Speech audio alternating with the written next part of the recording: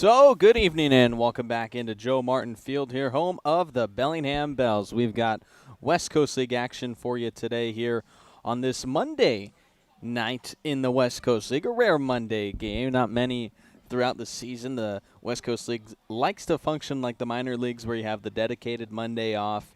This will be the first Monday game of the year for Bellingham, but they'll also have it in 2 more weeks when they have the Edmonton Riverhawks here at home. And reasoning behind it, just to make sure that all the games get in before the playoffs start on August 7th. So we've got a 3-game series kicking off for you here on this Monday night. The Bellingham Bells hosting the Kelowna Falcons in what is a huge series here for you.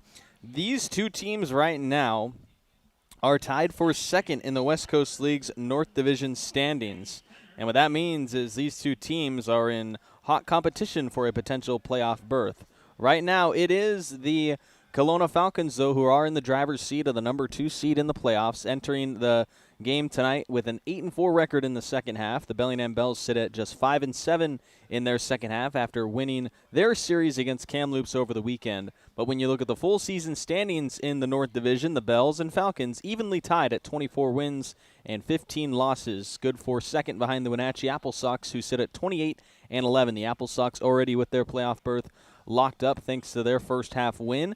The Bellingham Bells and Falcons looking like it's going to be a battle between them for maybe that number 2 seed. The Edmonton Riverhawks, though, and Nanaimo Night Owls all in the mix. The Night Owls 8-7 in the second half. The Edmonton Riverhawks 7-6. But when you look at the full season standings, the Bells and Falcons tied for second in the North. So from here on out, Bellingham, they just need series wins, and it's going to come against some tough opponents. You know, we mentioned the Kelowna Falcons, what they've got tonight. Bellingham then goes on the road this weekend. Friday, Saturday, and Sunday, they'll be in Wenatchee taking on the Apple Sox, the North's top team. Do have a bit of a softer matchup as they head south next week to face the Marion Berries, but then the final 6 games of the season all being played here at home. The Bells will host the Victoria Harbor Cats and then the Edmonton Riverhawks. Things could get interesting down the stretch, but we're still, sitting a couple weeks out of that. The playoffs beginning on August 7th, the season ending on August 5th. This, though, is still a big series for your Bellingham Bells. If they want to maybe win the second half, you got to take down the team that right now is ahead of the second half standings in the North, the Kelowna Falcons. And 3 games here in Bellingham could help the Bells do that. Over the weekend, the Bellingham Bells earned a series win over the Kamloops North Paws with an 8-0 victory on Sunday. July 19th at Norbrock Stadium, they picked up the final 2 games of the set to take the series over the North Paws. In the win on Sunday, 3 pitchers combined to throw the shutout, and they held the North Paws to just 7 hits and 2 walks on offense. It was Robbie Zimmerman out of UCLA who got the start, and he extended his scoreless streak to 16 2/3 innings now with a 4-inning start on Sunday. Zimmerman only needed the help of 2 strikeouts to get through his start and allowed just 3 hits and a walk, receiving a no decision in the Bells' victory. The Bells scored 2 runs in the second inning last night on RBI hits from Bo Schinkel and Bryce Johnson. Matt Churchill had a run-scoring knock in the third to add to the lead, and Tyler Peschke scored on a wild pitch in the fourth. Nick Peterson followed Zimmerman on the hill with 4 innings of work himself. It was the back-to-back lefty pitchers that were dominant for Bellingham, as Peterson struck out 4 Kamloops batters while only allowing 3 hits and 1 walk. Peterson earned his first win of the season as well. Bo Schinkel continued to swing a hot stick. He had another RBI knock in the 5th. Tyler Peschke doubled in the 7th to drive home 2 more runs, and Dominic Keebon scored Peschke later in the inning on a base hit. Caden Nichols then came in the 9th and closed the shutout victory with the help of 2 strikeouts. Overall in the game, Matt Churchill recorded 4 hits in the victory, scoring twice while sending 1 run home. Schinkel and Peschke both had 2 knocks, 2 RBI, and 2 runs scored.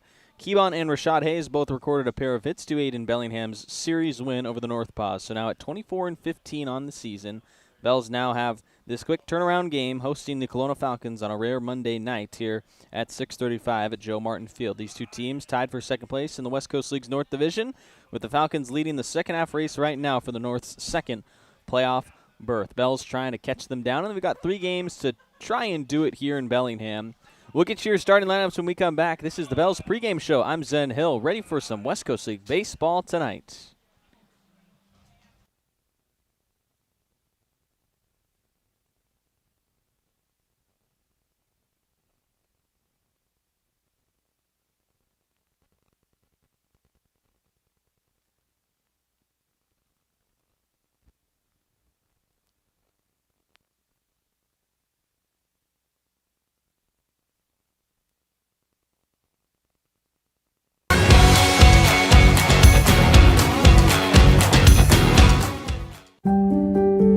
Have you had a fall, sprain, or break? Skip the emergency room and go straight to the experts, Proliance Pacific Rim orthopedic surgeons. With walk-in, same-day orthopedic care, you won't have to wait for the treatment you need. And to better serve our community, we've extended our walk-in clinic hours, 1 to 8 p.m. Monday through Friday and 9 a.m. to 5 p.m. on Saturdays. Proliance Pacific Rim orthopedic surgeons.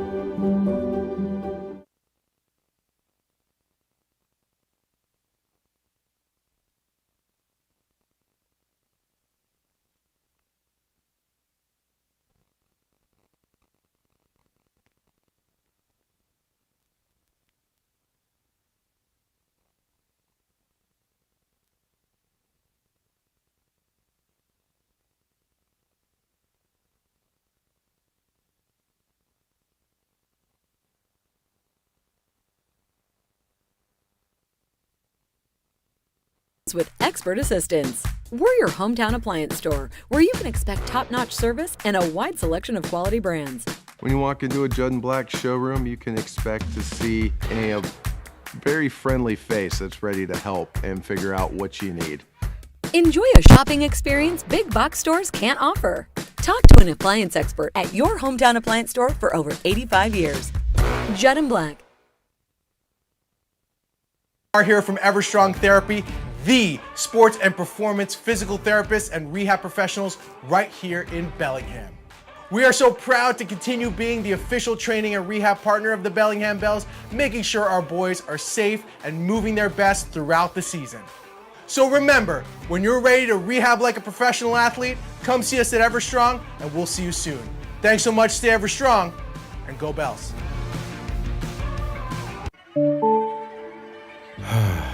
Bummer. This never happens at a convenient time, does it? It's always while you're hustling to meet a deadline or trying to enjoy the game. If only there were a way to outsource this and get back to what you were doing. Well, as a matter of fact, there is. Team Technology is local and employee-owned, balancing ease of access with security and compliance for the cloud and on-premise systems of small and large businesses alike. Connect with Team Technology and see how technology is easier with a team.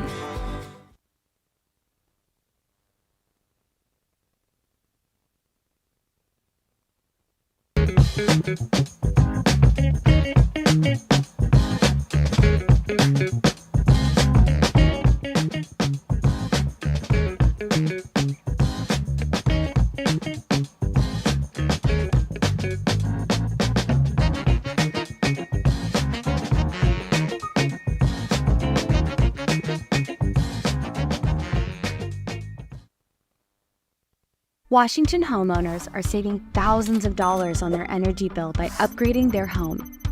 And the best part is, CNGC is giving back even more money when you switch to a more efficient alternative.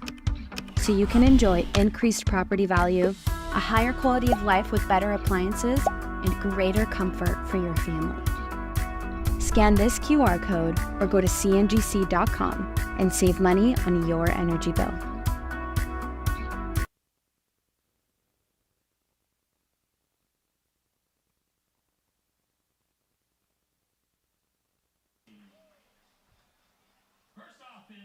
So we are back in Bellingham, Washington, ready for our starting lineups today.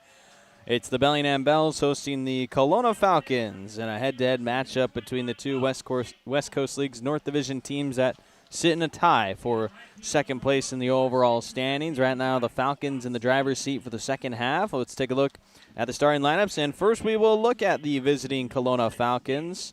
Coming down from the Canadian border to face your Bells tonight, it is Nolan Eberwein doing the leading off as the DH out of USC. Xander Sealkin, the third baseman out of Cal State Monterey Bay behind him. Josh Cunningham, the catcher out of Seattle University, batting third, with Reese Kozar from Niagara University cleaning up in left field. Justin Tucker from Palomar College is in center, batting fifth. Finley Buckner, the first baseman, gets a start out of Pepperdine. Caden Prosofsky out of the College of the Desert is in right field, with Cade Burnham, the freshman from the College of Southern Idaho, playing the shortstop position. Ashton Graff Rowe, the starting second baseman out of the University of Utah, with the redshirt freshman starting on the mound out of Feather River College. It is Keller Bloodworth. Looking at your Bellingham Bells starting lineup, the leadoff man is Jaden Jackson in left field, coming out of UCLA, with the Cal Poly second baseman batting behind him, KG Hattori. Noah Cassie will be the DH in this one. Batting third out of Texas A&M Corpus Christi. Nate Johnson, the third baseman out of Tulane, follows him with the University of Puget Sound first baseman Matt Churchill batting fifth. The Gonzaga center fielder Bo Schinkel in the sixth spot. Tyler Peschke at UCLA gets to start at shortstop, with Bryce Johnson batting eighth from Lewis and Clark State College and in right field. Dylan Moss is the catcher out of Stanford, with Cedric Henderson, the incoming UCLA freshman, pitching. National anthems taking place, and first pitch next up when we return here in Bellingham.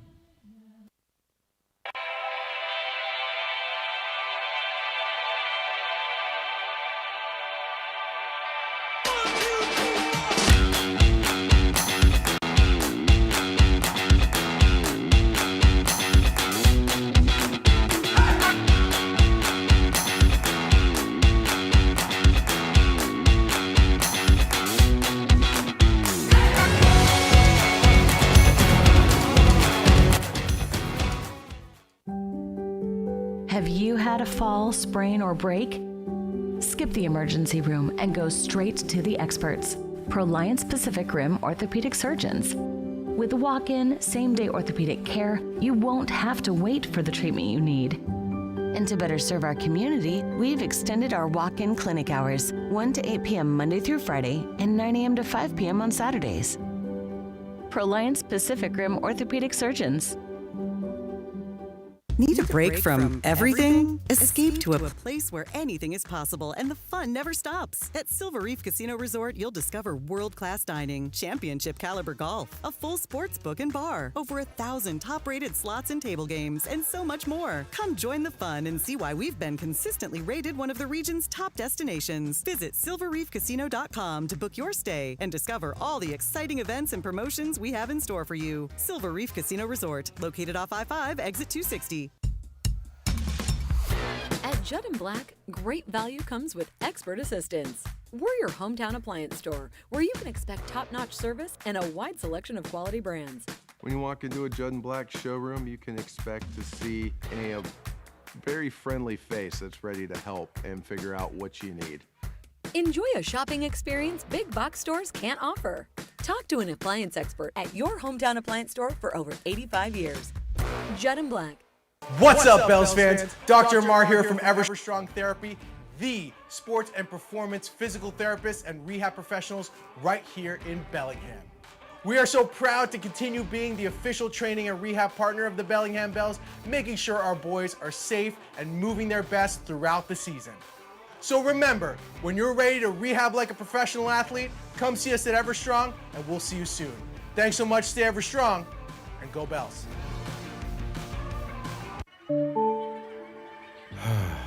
Bummer. This never happens at a convenient time, does it? It's always while you're hustling to meet a deadline or trying to enjoy the game. If only there were a way to outsource this and get back to what you were doing. Well, as a matter of fact, there is. Team Technology is local and employee-owned, balancing ease of access with security and compliance for the cloud and on-premise systems of small and large businesses alike. Connect with Team Technology and see how technology is easier with a team. Back here in Bellingham, Washington, ready for a head-to-head matchup between the Kelowna Falcons and your Bellingham Bells. The first of three between these two teams here on a Monday night in the West Coast League as we get a look at your Bellingham starter in this one. It's Cedric Henderson getting the ball for the first game against these Falcons. Cedric Henderson, an incoming UCLA freshman, and so far with Bellingham, he's had some electric stuff when he's pitched with us. 4 appearances on the year for Henderson, and the ERA sitting at .460, but where he has really shown his talent has been with the strikeouts. We saw him in a 3-inning start a week ago against the Cascade Collegiate League team on Tuesday of last week, where he struck out 6 batters in 3 scoreless innings, didn't allow a hit. Bells only allowed 1 hit in that entire game. The only base runner he gave up was a hit by a pitch. So Henderson on a string of scoreless outings, Bombat Northwest through 2 scoreless frames, had 3 strikeouts. Unfortunate thing for him is those counting stats don't count towards his overall season-long stats that you're seeing on your screen. So the ERA, it should be much lower for Henderson, but the exhibitions, of course, not factoring into those. But On the season, not too bad. 15 2/3 innings pitched against league opponents, and Henderson with that big fastball has been able to get it past a lot of batters with ease, having his 18 strikeouts in that time to just 4 walks as well. He's controlled things on the hill, and now the right-hander will get the start against the Kelowna Falcons, who enter this game at a record of 24-15, the exact same record as your Bellingham Bells here, with these two teams tied for second in the North Division behind the first-place Apple Sox, and the Falcons right now with the best record in the second half for the North Division, trying to earn that second seed in the playoffs. The first and second half winners in the West Coast League earn automatic playoff berths, and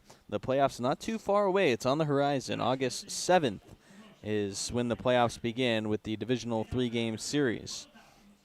West Coast League moved to a split season in 2016 so that the first half winner and second half winner would each get the chance to have home field advantage in the first round of the playoffs. In 2022, they expanded their playoffs to from 4 teams to 8, introducing that same divisional series that I just mentioned that starts on the 7th. That'll be the opening round where the first half winner plays the number 2 wild card team, and the second half winner plays the best wild card team.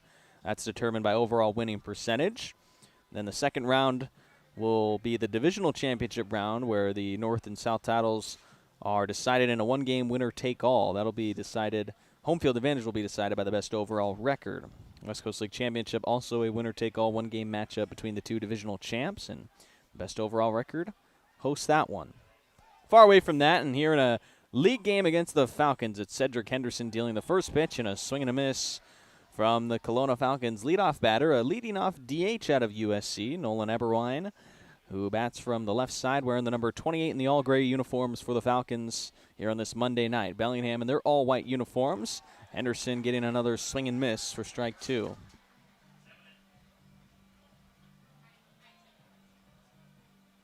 (0-2 start to the start for Cedric Henderson. 2 pitches, 2 strikes. 0-2 the count as Henderson deals home, the right-hander. Misses high and outside. 94-mile-an-hour fastball there from Henderson. That's what we've seen from him. Had the second fastest fastball at the 2025 Perfect Game Northern California Showcase. There's a swing and a miss, and Henderson's got a strikeout to begin his start against the Falcons. Eberwine goes down and feeds the fans with the Dairy Queen Burger batter striking out swinging on the very first at-bat of the game. Everyone in attendance will get a free burger at Dairy Queen. Xander Sealkin, the third baseman, now will bat second. A junior from Cal State Monterey Bay stepping in for the Falcons after the first man retired on a strikeout. Right-hander's pitch is flown to right field. It's Bryce Johnson out there for Bellingham. Went in initially, but then backed up for it. And it's 2 up, 2 down to start the inning for Cedric Henderson. Bells have played the Kelowna Falcons this year, but it's been about as long as you can get between matchups. The Bells and Falcons started off their seasons against each other, May 29th, 30th, and 31st up in Kelowna. Bells took that series with wins in games 1 and 2, a 5-0 victory in the season opener, 8-6 victory to take the series for Bellingham, and then Falcons responded with a 13-7 win on the final game of the series to take 1 of 3. Now the fourth matchup between these two teams comes here on July 20th, a Monday night in Bellingham. 0-1 grounder to the second baseman Hattori, and Cedric Henderson has himself an easy 1-2-3 frame. Bellingham coming up to bat quickly here at the ballpark when we return.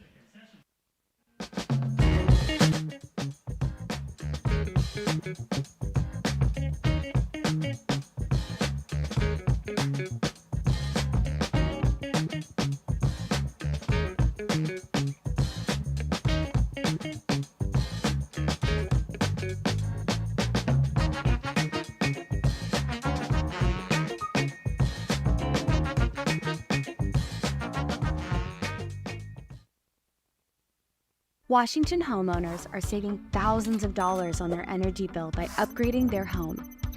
And the best part is, CNGC is giving back even more money when you switch to a more efficient alternative. So you can enjoy increased property value, a higher quality of life with better appliances, and greater comfort for your family. Scan this QR code or go to cngc.com and save money on your energy bill. Back here in Bellingham, bottom of the first inning after a perfect 1-2-3 start to the game for Cedric Henderson, the Bellingham starting pitcher, and now trying to match that will be Kelowna's starter, Keller Bloodworth. Bloodworth coming off of a redshirt freshman year with Feather River College, and so far has been a workhorse with these Falcons. 14 appearances on the year for this pitcher. Bloodworth, the right-hander, will get a start here, which is going to be his first of the summer. The 14 appearances so far have all been out of the bullpen for him, and a total of 21 innings pitched right now, pitching a 4.71 ERA. The whip at 143 as he will take the ball for the start. The Kelowna Falcons here on the road against the Bellingham Bells following Bellingham's series win, taking down the Kamloops North Paws this past weekend. The Kelowna Falcons and Bells head-to-head for the matchup here on this Monday night. Kelowna Falcons coming off of a series against the Nanaimo Night Owls, a Canadian matchup over the weekend for them. Falcons took that series 2 games out of 3. The Night Owls winning the first 9-8, and then Kelowna taking the next 2 in this series via a score of 9-5 on Saturday, and then closed out the series win with a 5-4 win yesterday on Sunday. Jaden Jackson does the leading off for Bellingham as the pitch misses high and away to the starting left fielder. Bell's lineup went through some changes before our first pitch. Aspen Alexander, a late scratch. He was supposed to be the leadoff man, but that shifted Jaden Jackson up, and Keiji Hattori filling in at the second spot in the order behind him. And it looks like we're going to see Hattori quickly here as Jackson hits a grounder to Ashton Graffrow at second base for Bellingham's first out on offense. And here comes the Cal Poly second baseman, Keiji Hattori, who got the final out in the top of the first inning and now will bat with 1 out in the bottom of the first. Hattori was supposed to be batting 8th in the order today. Shifted up into the 2 spot with that late scratch by the DH, and it slid Bryce Johnson into the 8th spot off the bench. Moved Noah Cassidy to the DH spot as well. He's in the on-deck circle as the lefty batting Hattori faces Bloodworth. Bloodworth wearing the number 7 as Hattori slices one foul off the left side of the grass hill here at Joe Martin Field. Bit of a humble crowd today at Joe Martin. And non-typical day for West Coast League baseball here on a Monday. Most Bells games around 2,000 fans throughout the week or weekend. Got good grandstands seating, but as far as in the general admission, not too many. Still a good solid crowd on hand. As Hattori rips this one on a line into center field, and that'll be Bellingham's first hit as Hattori goes up the middle for a single. So Kajiro with a 1-out knock to put him at first base, and now the designated hitter Noah Cassie will bat with a man on. Noah Cassie, the designated hitter in this one for Bellingham.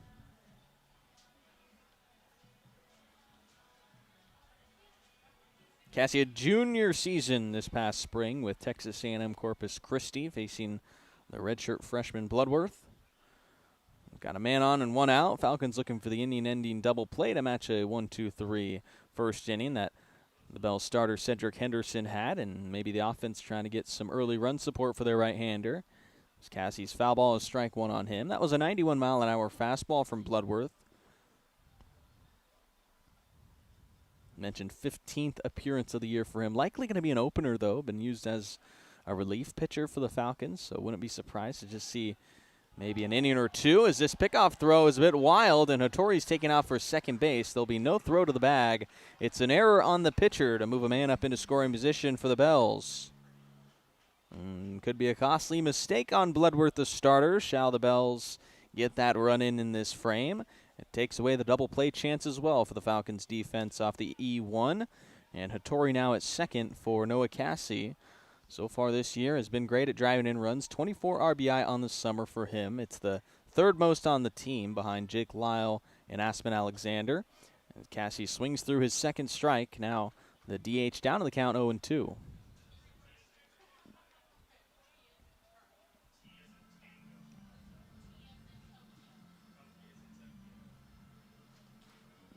Oh, 0-2 with 1 out. Hattori at second base. Good speed for Cassie. Shall he knock a single into the outfield and drive in the game's first run?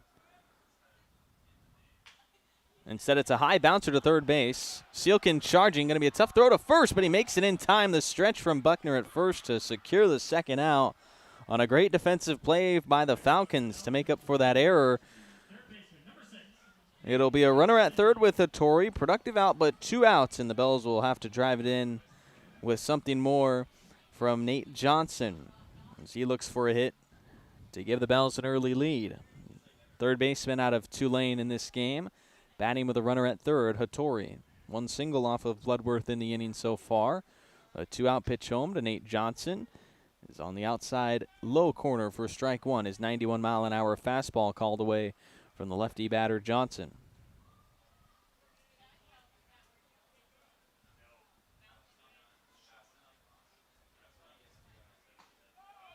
The 0-1 pitch misses for ball 1 to Nate Johnson. Just 7 RBI for Johnson in 19 games with Bellingham. His production has come in the run-scoring category, where he scored 14 runs on the year. But he tries to drive in some runs here. Shoots it to left center field. It's got some carry to it, but Justin Tucker in center field, sprinting back to his right up near the warning track and wall, makes the catch. And the Bells leave a man at third base despite some hard contact from Nate Johnson. And we head to the second. It's a scoreless ball game between the Kelowna Falcons and your Bellingham Bells.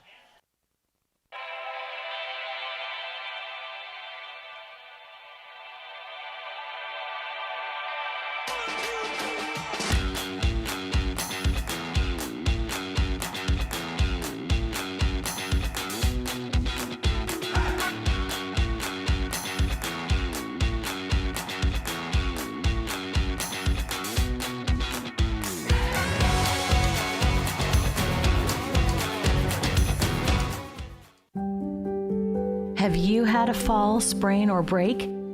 Skip the emergency room and go straight to the experts, Proliance Pacific Rim orthopedic surgeons. With walk-in, same-day orthopedic care, you won't have to wait for the treatment you need. And to better serve our community, we've extended our walk-in clinic hours, 1 to 8 p.m. Monday through Friday and 9 a.m. to 5 p.m. on Saturdays.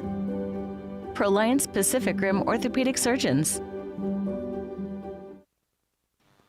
Back for the second inning here in Bellingham, 0-0 after 1 between the Kelowna Falcons and the Bellingham Bells. And we'll take one more look at the Kelowna Falcons starting lineup. We saw the first 3 come to the plate: Nolan Eberwein, Xander Seelkin, and Josh Cunningham. So now we'll see Reese Kozar, Justin Tucker, and Finley Buckner bat here in the second inning against the starter Cedric Henderson, who went 1-2-3 in his first inning. Now Henderson will retake the hill for the heart of the order in the inning. No runs from his offense, despite a runner at third in the bottom of the first, so we'll stay scoreless. And see Henderson retake the bump for his second frame. Henderson just spent his senior high school season with Berkeley High School in Richmond, California.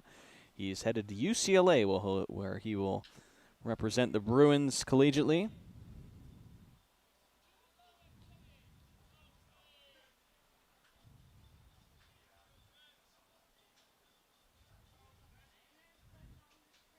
Foul ball from Kozer to begin the second inning, and now the 0-1 from Henderson home. Just foul tip barely for strike 2. Henderson ahead of another Falcon batter. 1 strikeout in the first inning, struck out the leadoff man, Eberwein. Trying to do the same here against Reese Kozer, the Niagara left fielder. Right-hander's 0-2 pitch is swung on and foul-tipped into Moss's glove. It'll be strike 3 and 3 straight pitches to retire the first batter in the second for Cedric Henderson. Now it is the center fielder, Justin Tucker. No, this is not an NFL kicker, nor is it the 2019 Bellingham Bell Justin Tucker. It's a sophomore from Palomar College playing center field for the Falcons. 1-out pitch into him, and as he flies it out to deep left field, Jaden Jackson sprinting back to the warning track, back to the wall. Can't grab it as it bounces off the wall. Tucker now will jog into second base with a 1-out double, as Jackson just couldn't track that one down up against the left field fence. And it'll be the first hit off of Cedric Henderson coming in the second inning on Tucker's 1-out double. Tucker had 8 doubles at Palomar this year. He gets the game's first on the first hit in the second. Now with a man in scoring position, it'll be Finley Buckner trying to drive in the first run for Kelowna. The sophomore from Pepperdine University starting at first base for the Falcons.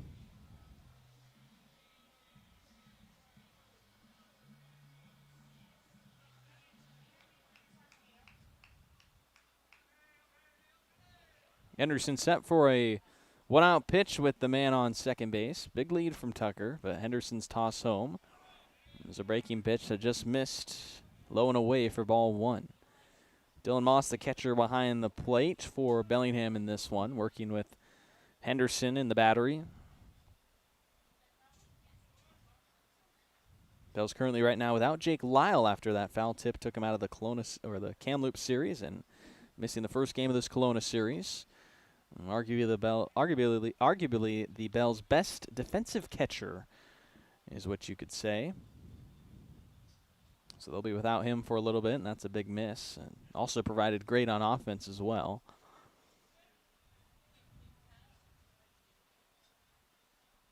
2-0 the count on Finley Buckner. Henderson's right-handed pitch is the first strike at a 93-mile-an-hour fastball. It's 2-1 on Buckner. Knocked in 12 RBI with Pepperdine University this past season in 38 games. Falcons with a runner in scoring position. 2-1 the count.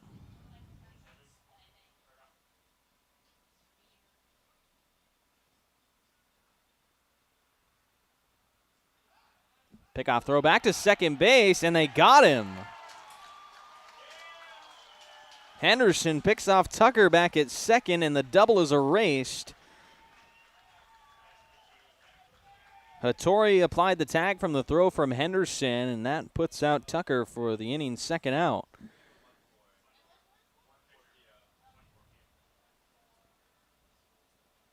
Now a 2-1 pitch on Buckner with 2 outs. The breaking pitch is sat on him but dropped in for a strike from Henderson. 2-2 on the number 8 right-handed batter for the Falcons.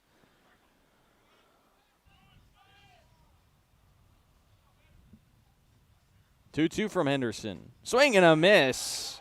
Unconventional 1-2-3 frame for Henderson, and it remains scoreless as we will go into the bottom of the second.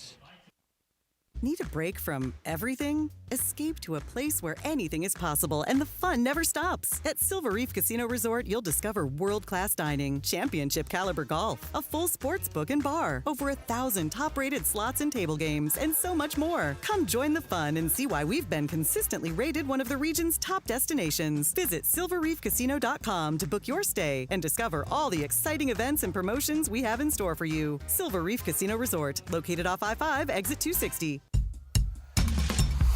At Judd & Black, great value comes with expert assistance. We're your hometown appliance store where you can expect top-notch service and a wide selection of quality brands. When you walk into a Judd & Black showroom, you can expect to see a very friendly face that's ready to help and figure out what you need. Enjoy a shopping experience big box stores can't offer. Talk to an appliance expert at your hometown appliance store for over 85 years. Judd & Black.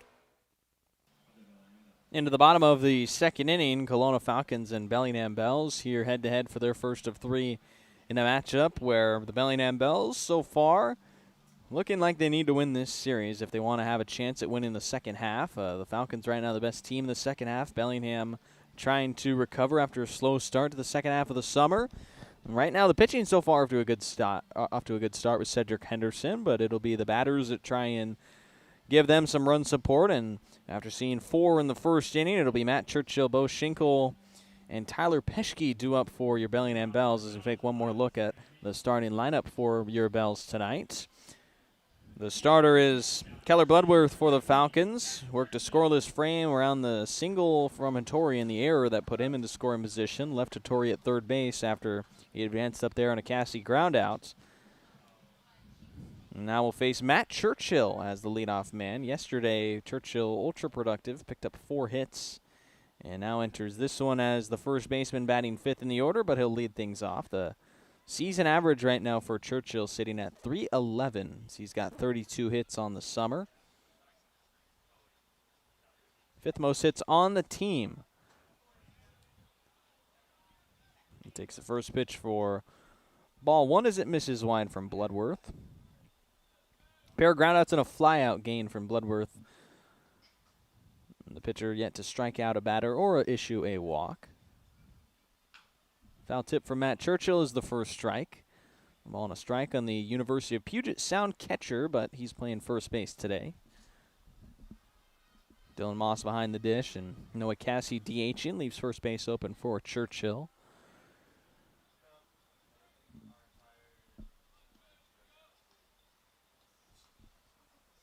Bloodworth back up on the hill in a 1-ball, 1-strike count after going to field the potential foul ball from Churchill that he thought was in play. And this foul ball will be well out of play as it's flown high and out of the right side of the ballpark.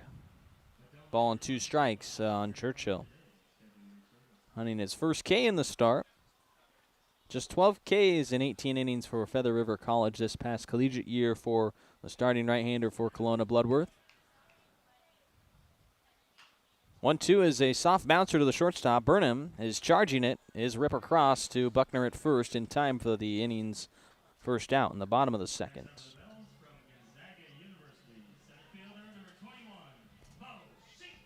Bo Schinkel, the next man up for your Bellingham Bells. He's coming off of an awesome series up at Kamloops.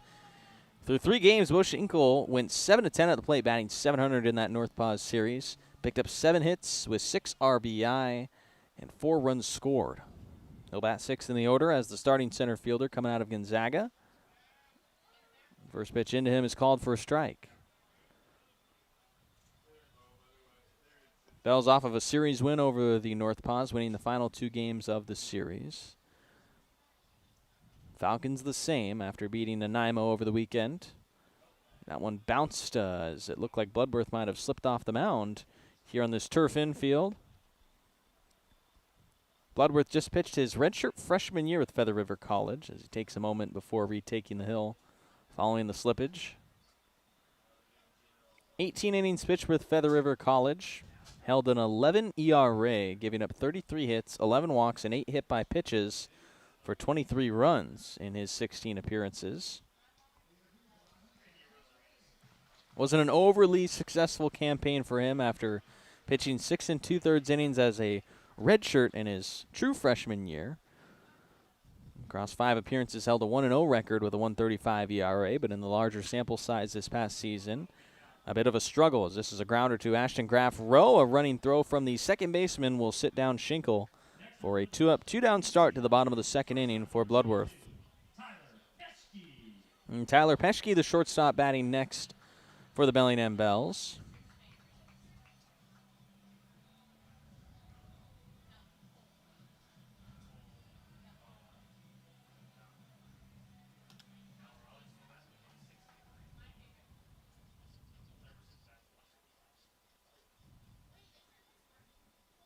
Two outs and Peschke batting against the starting right-handed pitcher who's looking to match 2 scoreless frames that the Bells saw from their starter.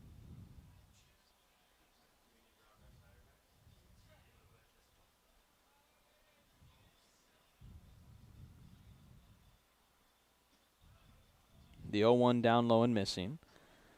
643 Charts, which is a data reporting and visualization company that works with scouting and player development associated with the NCAA and NAIA as well as the MLB.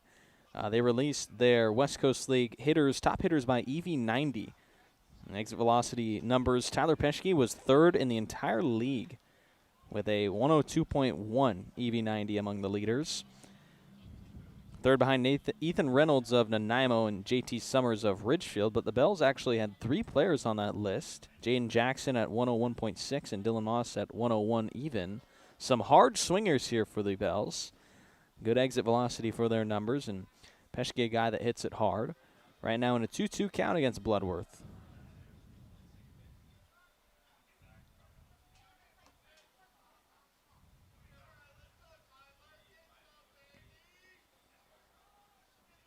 Bloodworth looking for a 1-2-3 inning. Peschke fights off an inside fastball to stay alive in his 2-2 count. That one up to 90 miles an hour from Bloodworth, the starter.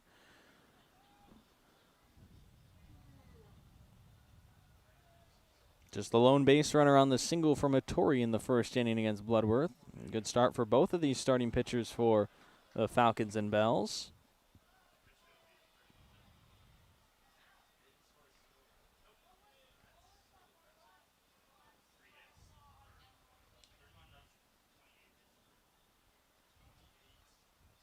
2 balls, 2 strikes, and 2 outs in the bottom of the second on the number 22 right-handed batter Peschke. Got himself into a full count after taking that low and in pitch.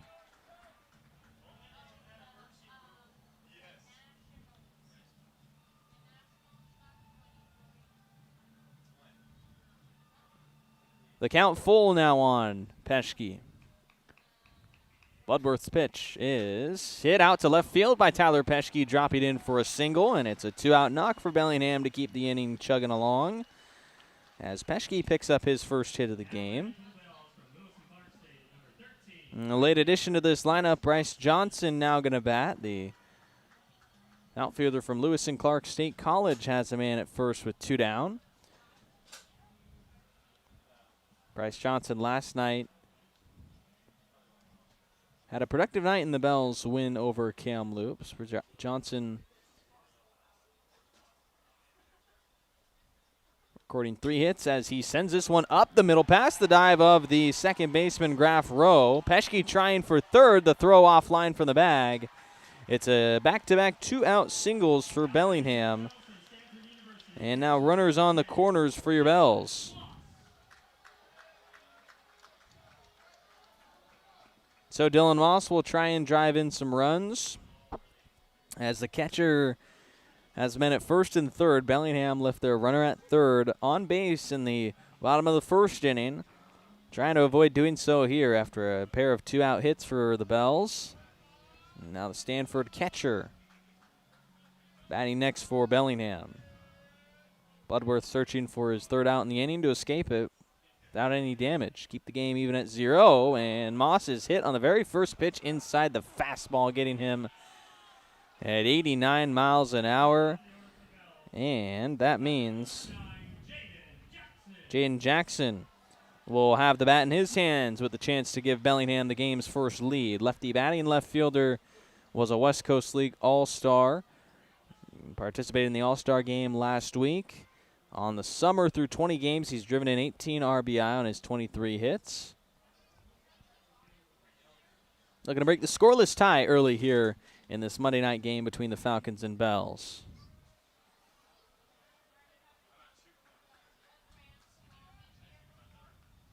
Peschke is the go-ahead run at third base. Behind him, Bryce Johnson. And Dylan Moss at first. Jaden Jackson batting with 2 outs. Low and outside pitch for ball 1. Don't have to get too fancy here for Jaden Jackson. Anyway, on base, scores the game's first run.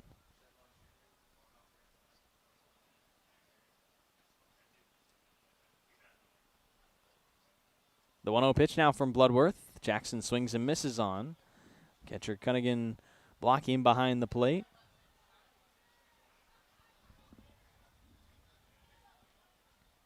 Changeup got Jackson on that 1-1. Now back into the lefty batter's box with 2 outs. Bases loaded for Bellingham.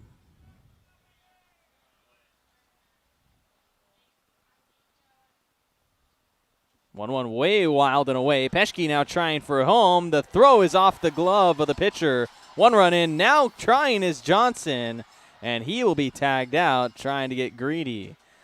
So Bryce Johnson is out trying to have 2 runners advance. Bellingham does get their first run, though, but they'll leave some runners on and wish they maybe hadn't. So it'll be a 1-0 lead as we go into the 3rd. What's up, Bells fans? Dr. Amar here from Everstrong Therapy, the sports and performance physical therapists and rehab professionals right here in Bellingham. We are so proud to continue being the official training and rehab partner of the Bellingham Bells, making sure our boys are safe and moving their best throughout the season. So remember, when you're ready to rehab like a professional athlete, come see us at Everstrong, and we'll see you soon. Thanks so much, stay Everstrong, and go Bells.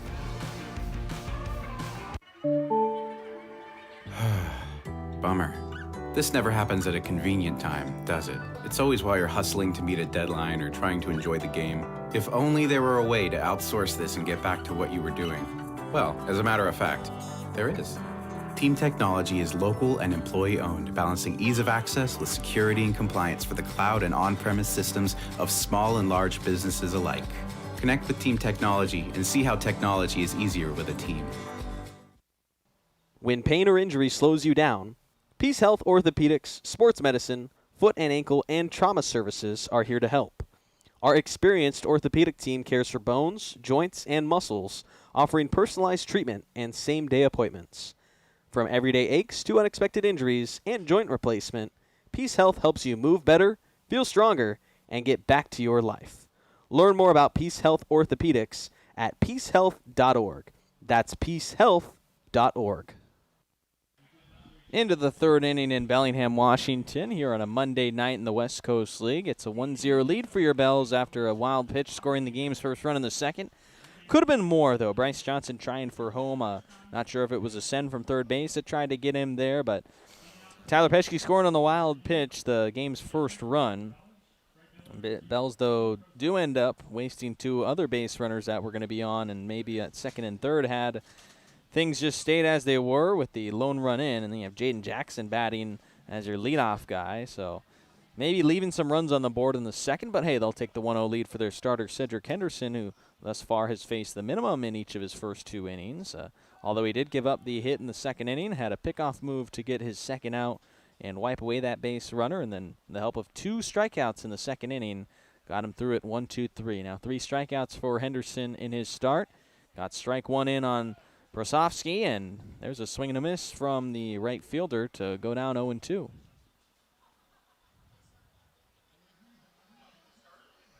Gaten Brosovsky out of the College of the Desert, starting in right field for the Falcons. He goes down on strikes as well, and Henderson continues to mow down the Falcons with now 4 punch-outs, all swinging. And he starts off the third inning the same way he started off the first and second frames, with a strikeout of Kelowna's batter. He'll face the shortstop, Cade Burnham, next. Burnham out of the College of Southern Idaho, batting here with the Falcons as the starting shortstop. Fouls away the 1-out pitch for strike one.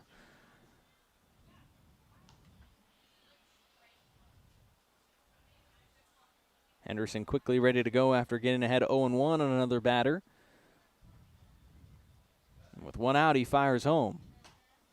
And taken just outside, the 92-mile-an-hour fastball missing on Burnham for the first ball of the count. 1-1 on the right-handed batting shortstop. With 1 out, this one on a line out to left field. Jackson gonna make a grab on the run just off the left side of your screen. He tracked it down, cut down that line drive from Burnham to take away a base hit.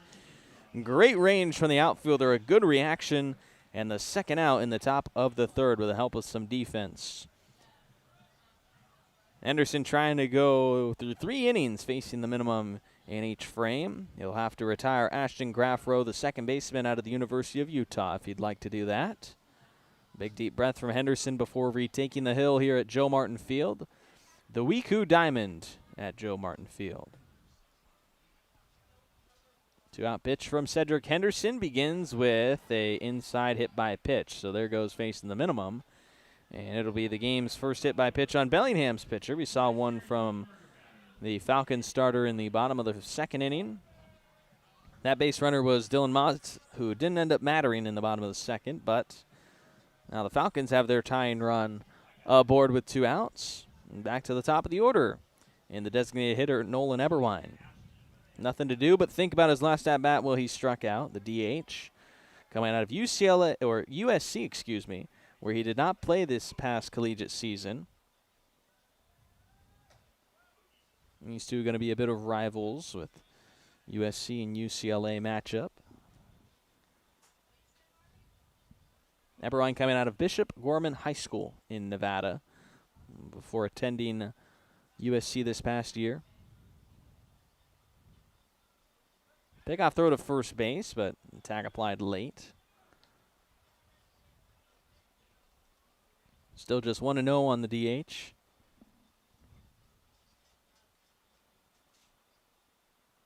Henderson a glance at first base before he comes set. He deals from the inside part of the rubber, basically center from the mound. Gets his first strike on Eberwine and a swing and miss for strike one on the fastball by Eberwine. Struck him out on 3 pitches in the first.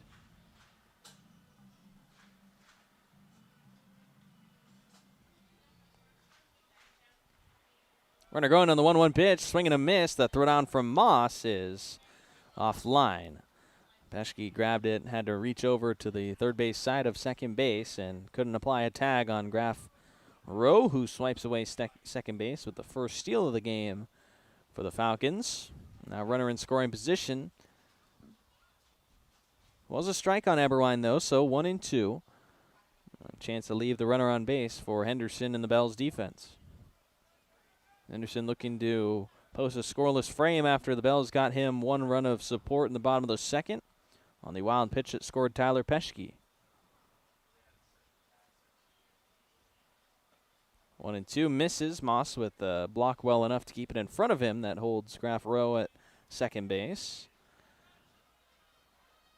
The base runner had 2 stolen bases in 8 games with the University of Utah, so no surprise to see him try and swipe away a bag here, and he did it successfully in the 3rd inning. Now in scoring position for his designated hitter, leadoff man, Eberwein, the lefty batter. It was in a 2-2 count. Henderson a glance at second. Double take back, and now the 2-out pitch home is a miss for ball 3 and a full count.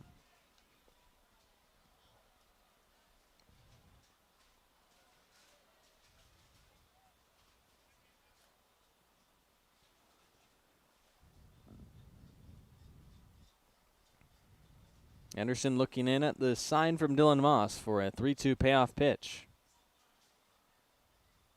It's a breaking ball that misses wide, and it'll be ball 4.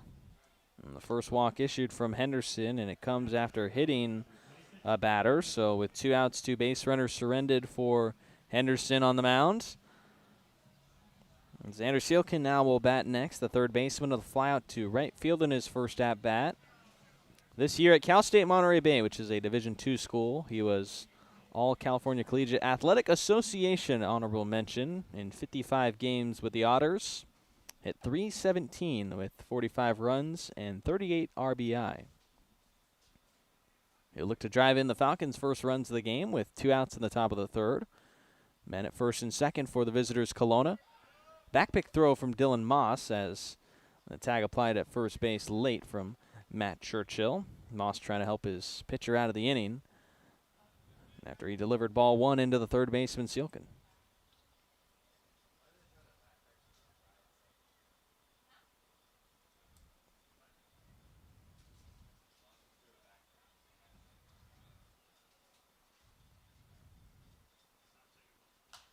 One 0 fouled away by Seelkin for the first strike on him. The Otters of Cal State Monterey Bay were 37-18 this past year, held a 21-11 record in the CCAA.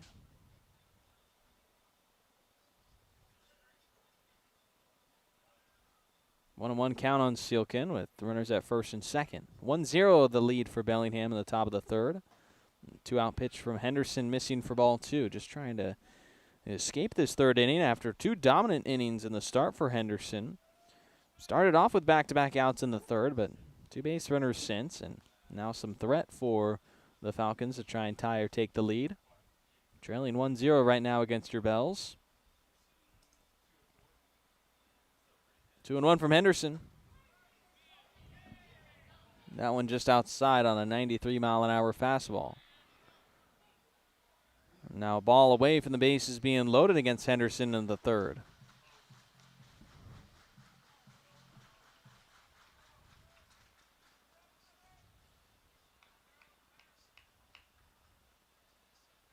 Henderson's 3-1 pitch with 2 outs. Fouled away off the inside of Seelkin's bat, and now a full count.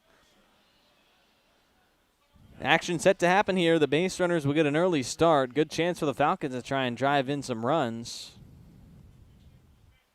With those base runners going early, Seelkin just needs a single, and he could potentially give Kelowna the lead. It'll be a hit-and-run situation for the Falcons on offense. 3-2 the count. Henderson set with 2 down. Runners go as he delivers home, and it misses high for ball 4. And the bases are loaded. 3 straight free passes issued for Cedric Henderson. 2 walks and 1 hit by pitch to load the bases for Kelowna in the 3rd. Dylan Moss will go to the mound to talk it over with his starter.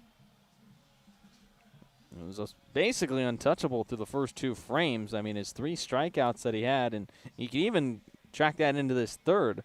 The first 8 batters that he faced, it was almost no chance. Tucker did tag him for the double, but aside from that, 7 outs retired against batters at the plate, and 4 of those were strikeouts. Now with 2 outs in the third, he's allowed the bases to be loaded against him. Bells over their last couple of games have used their starter for about 3 innings, so I'm sure they're hoping that Henderson can get through this third inning without surrendering the lead. It'll be Josh Cunningham, the catcher, trying to flip the scoreboard for Kelowna with the bases loaded, 2 outs in the top of the third. First pitch, swing and a miss from the catcher to go down 0-1, and that's a good start for Henderson. Cunningham hit .213 in 34 games with Seattle University. Hit a ground out to Hattori at second base in his first at-bat. Down 0-1 as Henderson's 2-out pitch is swung on and missed again. It's the exact same pitch that Cunningham misses on. He was sitting fastball, but Henderson going away with his off-speed pitch to get him ahead 0-2 on Cunningham. 16 RBI with the Red Hawks this past year. Down 0-2, though, at the plate against Henderson. He delivers home with the bases loaded. It's taken wide, and it's that exact same pitch, but this time Cunningham with the discipline to lay off of it. It's ball 1.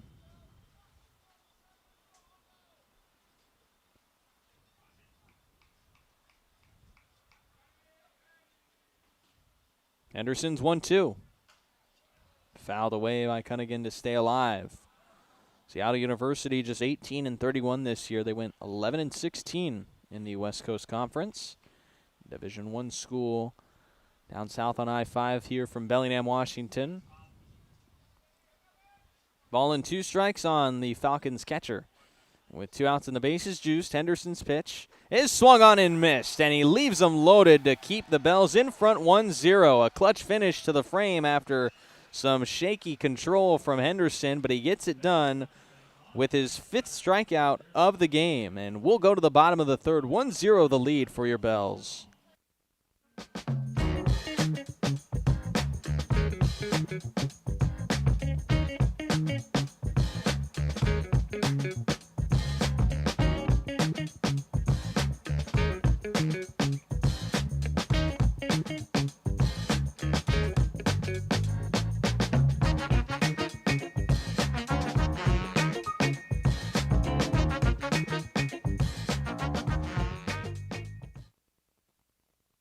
Washington homeowners are saving thousands of dollars on their energy bill by upgrading their home. And the best part is, CNGC is giving back even more money when you switch to a more efficient alternative. So you can enjoy increased property value, a higher quality of life with better appliances, and greater comfort for your family. Scan this QR code or go to cngc.com and save money on your energy bill. Choose cooperative. Choose community. Bank with local industrial credit union. Proud Sunday savings sponsor of the Bellingham Bells.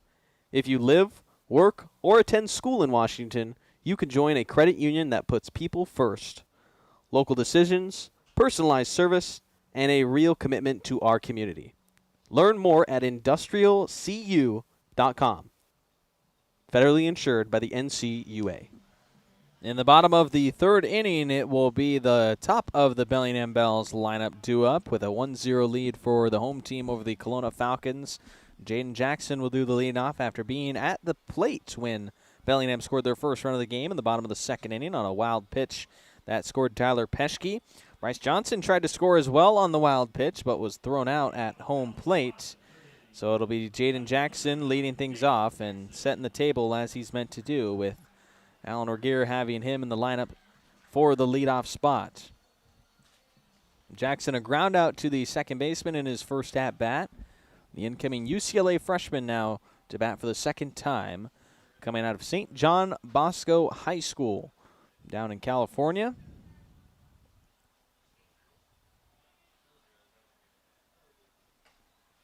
Jackson starting the bottom of the third, taking the first pitch away for ball 1. Jackson, coming out of high school, was widely regarded as a infielder / outfielder, but it's been only the outfield that we've seen him in a Bellingham Bells uniform. Played some shortstop at St. John Bosco High School.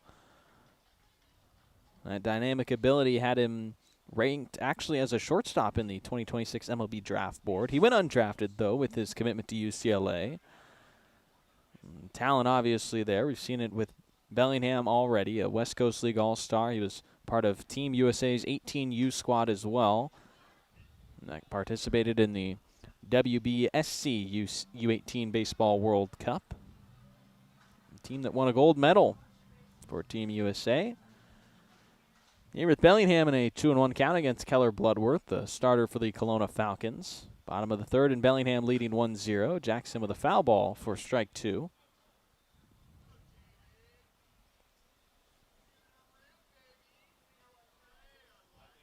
Bloodworth so far, the one run against him in the second inning. That was an earned run on him from the wild pitch following the 2-out single from Peschke and Johnson. They got Peschke up to third base. 3 hits off of the starter so far. 2-2 the count on Jaden Jackson. That one not even competitive. A good 10 feet in front of home plate for ball 3 to Jaden Jackson.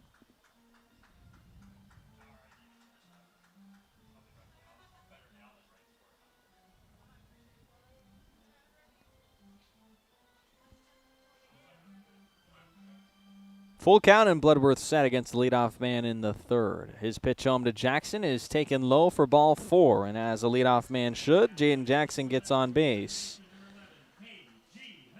And KG Hattori, after recording the first knockoff of Bloodworth in this ballgame, will bat for his second time. Was left on base after singling in the first and advancing to second base on an error.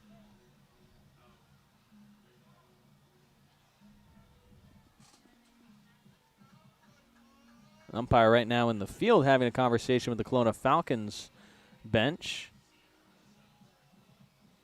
Falcons players maybe just on the outside of the fence. Not allowed to be here at Joe Martin Field. They got to be behind the fence line. There are gaps in the dugout, but players are not allowed to go outside of those constraints. And umpire getting the Falcons back into their corral.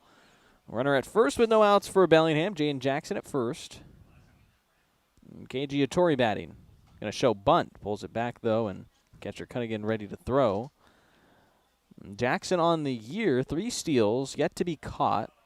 He's a perfect 3 of 3 in 20 games with Bellingham when trying to steal. After the first pitch miss to KG Hattori, now he flashes bunt again. This one low. Jackson taking out for second.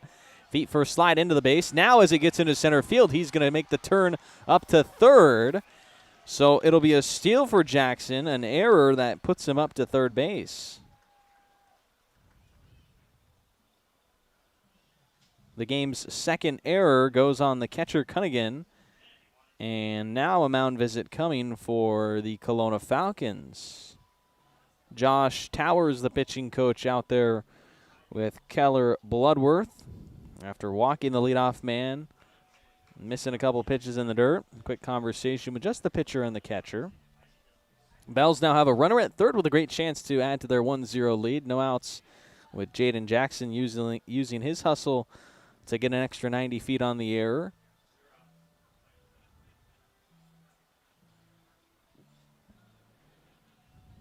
After the mound visit, it'll be a 2-0 count on Hattori.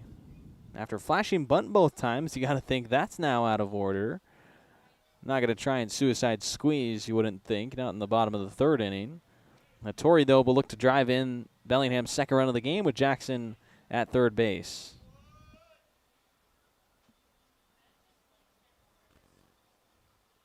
Two and 0, swing and miss as Hattori just stuck the bat out wide, missing the fastball outside. Wasn't the pitch that lefty batting second baseman was looking for. It'll be the first strike on him, though, so now 2-1.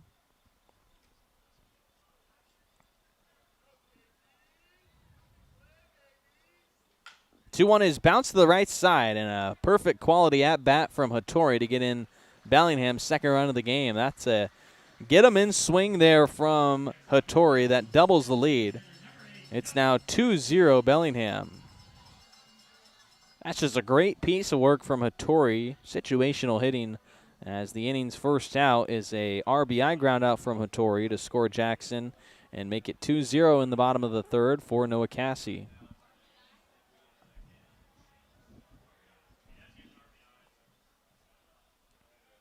Cassie, after grounding out, swings at the first pitch he sees in the bottom of the third and foul tips it for strike one.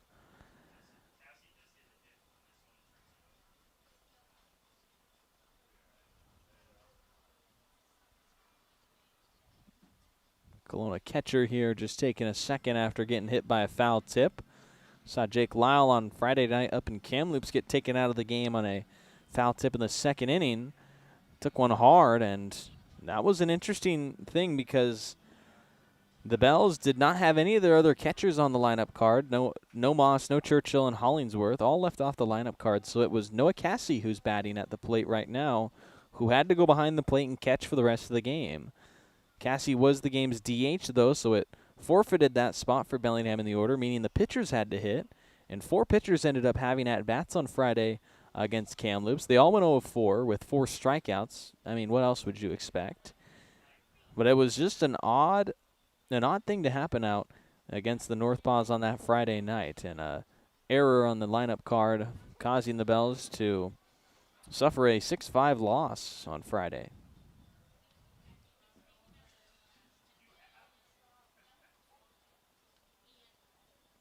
Cassie back at a normal spot for him, the designated hitter. 2-1 the count on him. Inside miss to Cassie makes it 3-1. 208 the batting average for him this past collegiate year at Texas A&M Corpus Christi. 53 at-bats for the righty slugger, who was a West Coast League All-Star for Bellingham.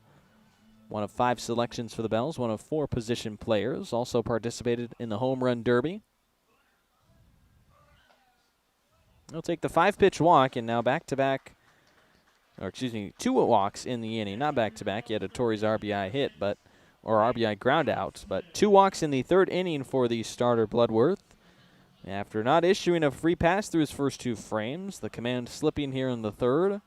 The lead already up to 2-0. And Cassie at first base for Nate Johnson, who hit a 98-mile-an-hour line drive to left center field that was tracked down by Justin Tucker to finish off the first inning. Johnson hit it well and takes ball 1, facing Bloodworth for the second time. Johnson had a .277 average for Tulane this past year in 50 games. Tulane was 25-31 with a 10-17 record in the American Athletic Conference. Ground ball to the right side and through from Nate Johnson. That'll be his first hit, the 4th of the game for Bellingham. Cassie holds up at second base, so a walk and a single after the Bells get their first run in the third have Bellingham in a nice position to try and add to this 2-0 lead with only 1 out. Runners at first and second for the big slugger Matt Churchill. Churchill 15 RBI on the summer off of his 32 hits.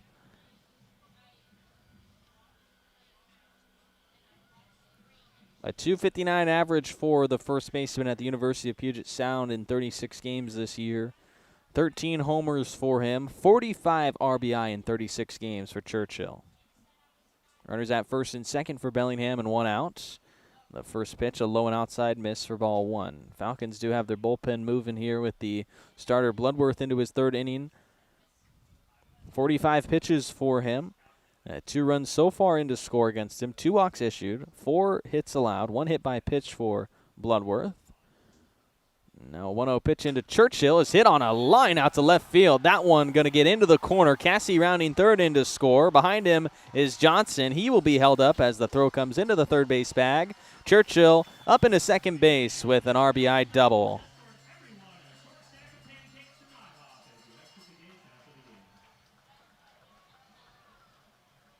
So Bellingham tacks on another one, and it's now 3-0 as they lead the Falcons. The offense off to a hot start, getting some runs early, and it's 3-0 with 2 runners in scoring position for Bo Schinkel. Schinkel, the hottest hitter for Bellingham in the Kamloops series, as the Gonzaga center fielder will bat with 2 men in scoring position. Only 1 out still, as the Falcons infield will now play in.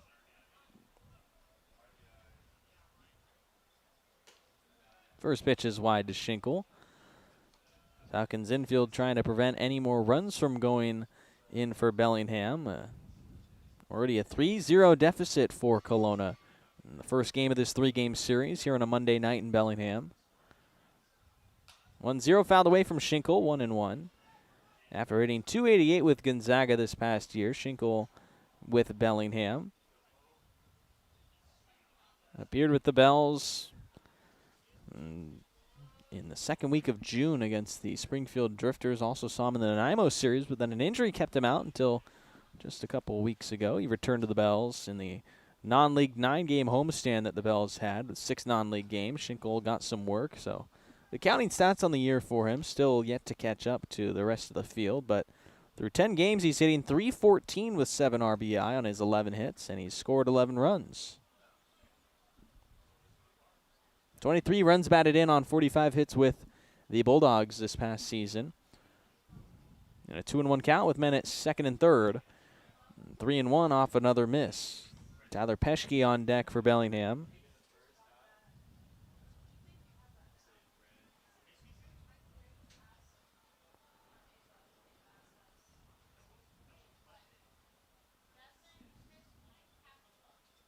3-1 with 1 out. Bloodworth's pitch to Schinkel is a miss, and ball 4. Now 3 walks in the inning for Keller Bloodworth after not having one through his first 2, and the bases are loaded.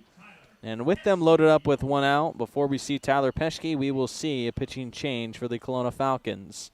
The lead 3-0 for Bellingham as Kelowna goes to their bullpen for the first time here tonight.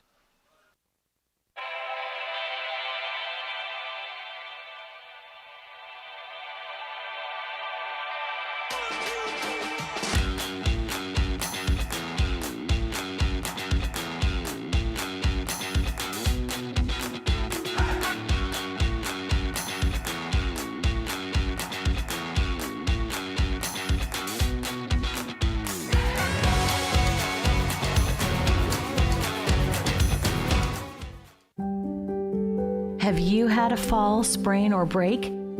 Skip the emergency room and go straight to the experts, Proliance Pacific Rim orthopedic surgeons. With walk-in, same-day orthopedic care, you won't have to wait for the treatment you need. And to better serve our community, we've extended our walk-in clinic hours, 1 to 8 p.m. Monday through Friday and 9 a.m. to 5 p.m. on Saturdays. Proliance Pacific Rim orthopedic surgeons. Need a break from everything? Escape to a place where anything is possible and the fun never stops. At Silver Reef Casino Resort, you'll discover world-class dining, championship caliber golf, a full sports book and bar, over 1,000 top-rated slots and table games, and so much more. Come join the fun and see why we've been consistently rated one of the region's top destinations. Visit silverreefcasino.com to book your stay and discover all the exciting events and promotions we have in store for you. Silver Reef Casino Resort, located off I-5, exit 260. At Judd & Black, great value comes with expert assistance. We're your hometown appliance store, where you can expect top-notch service and a wide selection of quality brands. When you walk into a Judd & Black showroom, you can expect to see a very friendly face that's ready to help and figure out what you need. Enjoy a shopping experience big box stores can't offer. Talk to an appliance expert at your hometown appliance store for over 85 years. Judd & Black. So still in the bottom of the third inning, the Kelowna Falcons have gone to their bullpen. The starter, Keller Bloodworth, finished after 2 1/3, gave up 3 walks, 5 hits, and 1 hit by pitch for just 3 runs so far, but the base is loaded for the fireman. Josh Butters making his 4th appearance for the Falcons. 3 2/3 innings pitched so far for the right-hander, yet to allow a run. Takes strike 1 against Tyler Peschke, dealing it low against the right-handed batting shortstop. And although Butters has not allowed an earned run, so far base runners have tagged him for 4 hits and 4 walks in his 3 2/3. Came in with strike 1 on Peschke, who already has a hit in the game. Now the shortstop taking ball 1 on a miss. Peschke singled and scored in the second.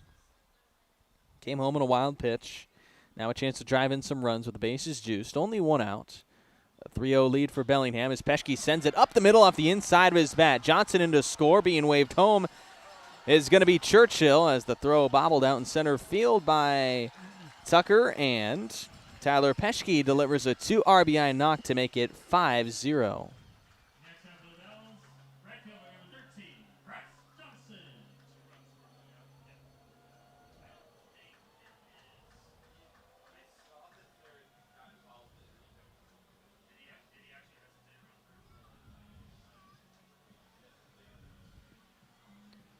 So 5-0 the score with the 2 RBI hit from Bryce Johnson.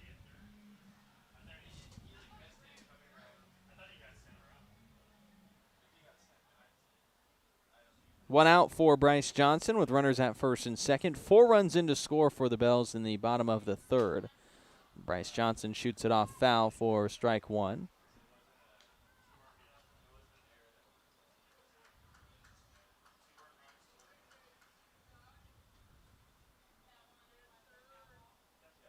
Bryce Johnson had a single in the second inning during his first at-bat. Trying to keep this rally going. Bells now with 4 runs in this frame to lead at 5-0. On that single from Tyler Peschke, his second of the game now, 2 RBI for him and a run scored.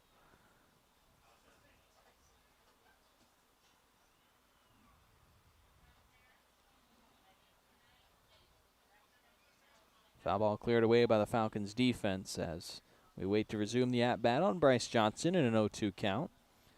Josh Butters looking for his first out in relief after giving up the 2 RBI knock against Peschke that scored 2 runs, not against him, but against the starter Bloodworth. Inherited runners. 0-2 in the dirt.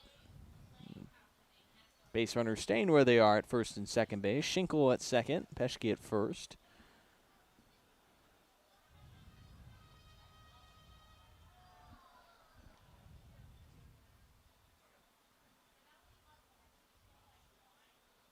Butters without a strikeout as a Kelowna Falcon through 3 appearances out of the bullpen.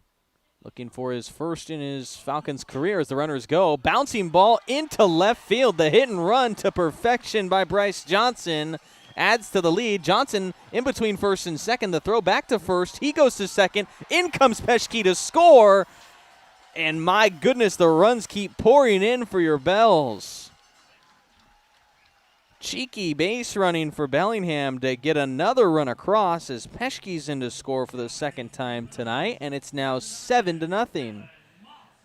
It'll be a 1 RBI single for Bryce Johnson. He advances on the throw. Bo Schinkel scoring as well on that play. Now all the base runners scoring against Bloodworth. That is going to be 6 earned runs against him. The first earned run against Butters is Peschke scoring on that last play. And with 1 out, Dylan Moss now batting.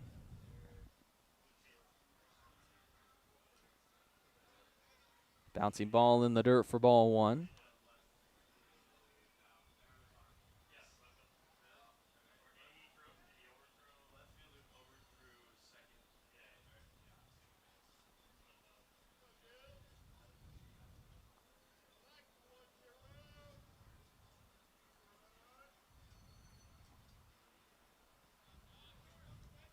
Two and 0 off a couple of low misses from Butters here.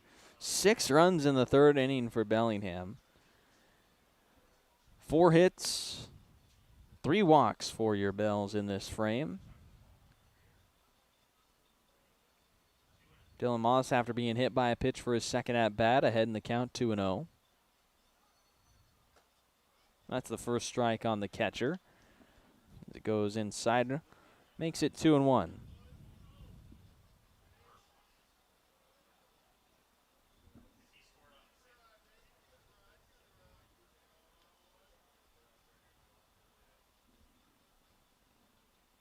Two balls and a strike. Josh Butters set as the right-hander comes to Moss. This on a line to the shortstop. He leaps up and makes the catch. Burnham snares it for the second out on a liner.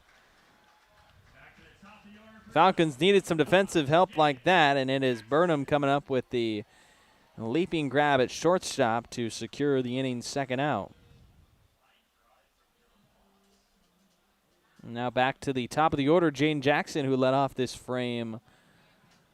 Led it off with a walk, stole second base, reached third on an error, and then scored in the RBI grounder from Keiji Hattori.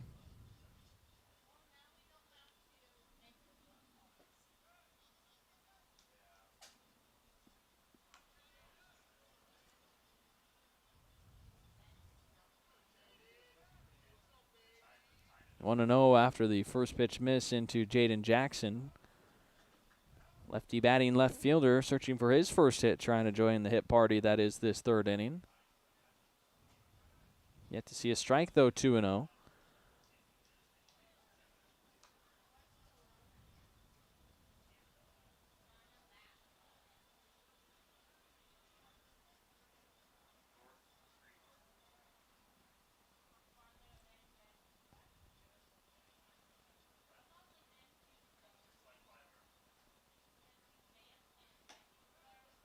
Three and 0 after another miss to Jackson. 2 singles allowed for the relief pitcher Josh Butters so far.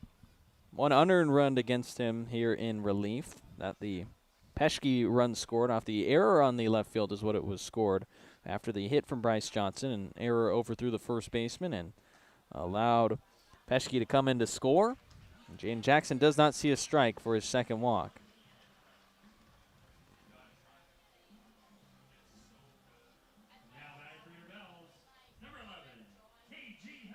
So a disastrous third inning for the Falcons. Have seen the score balloon up to 7 runs to nothing. Bells have 2 runners on with 2 outs for Keiji Hattori.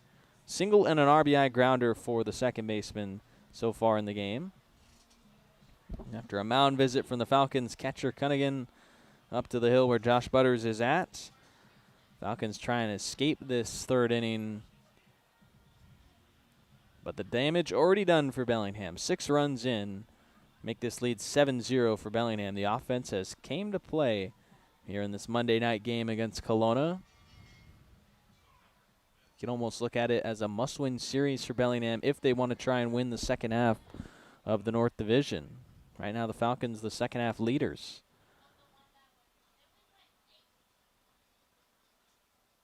Hattori, a foul ball on the first pitch into him. Strike 1 on the number 11 second baseman.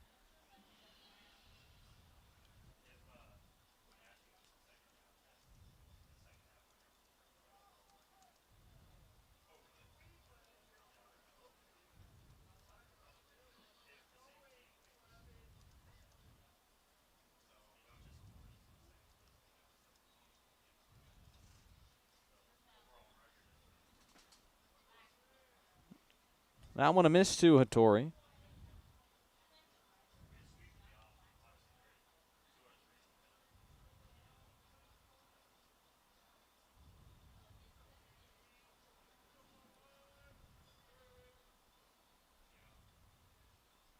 Butters, the right-hander, home with 2 outs. Hattori off the inside of his bat, lofts it to shallow left field. Kozar hustling in. He dives, and he makes the catch. It gets the Falcons away from this third inning, but 6 runs in for Bellingham to make it 7-0 as we head into the fourth. What's up, Bells fans? Dr. Amar here from Everstrong Therapy, the sports and performance physical therapists and rehab professionals right here in Bellingham. We are so proud to continue being the official training and rehab partner of the Bellingham Bells, making sure our boys are safe and moving their best throughout the season. So remember, when you're ready to rehab like a professional athlete, come see us at Everstrong, and we'll see you soon. Thanks so much, stay Everstrong, and go Bells.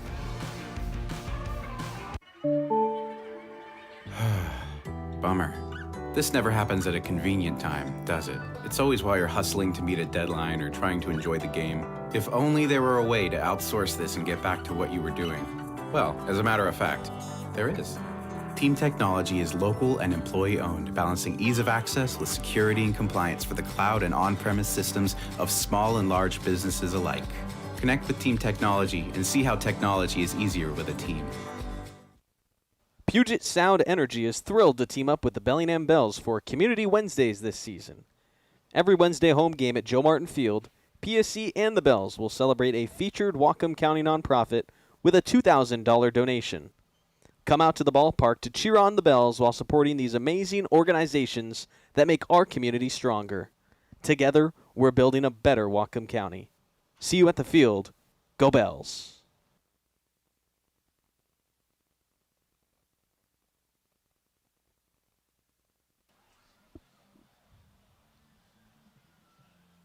Into the fourth inning in Bellingham, and the score 7-0 between the Kelowna Falcons and your Bellingham Bells. 6 runs in the third gives Cedric Henderson a 7-0 lead heading into the fourth, as the starting pitcher will now face Reese Kozar, working through the second time through the lineup against these Kelowna Falcons. Henderson still out there.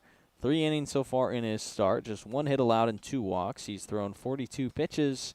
The right-hander's first one of the fourth is bounced to the third baseman, Nate Johnson. A high throw. Churchill's tall frame able to stretch up there and snag it.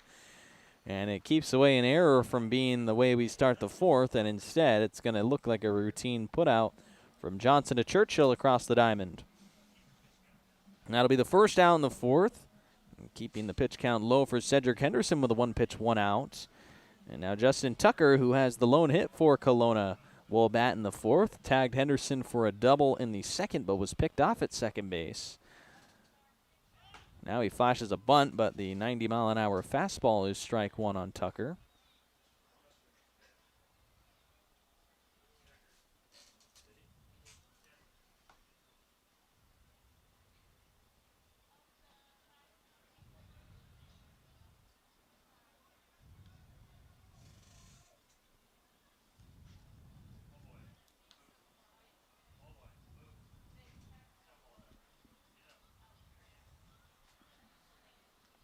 One ball and a strike on Justin Tucker, who bats with 1 out for the Kelowna Falcons. 1-1 count. Hard liner, and that gets out into left field past the dive of Johnson at third base. And that'll be the second hit of the game for Tucker. He's responsible for both of Kelowna's knocks on the starter, Cedric Henderson. 94-mile-an-hour base hit coming off the bat of Tucker. And it's a 1-out base runner for the Falcons, who are just looking for any sort of life after seeing 6 runs score against them in the third.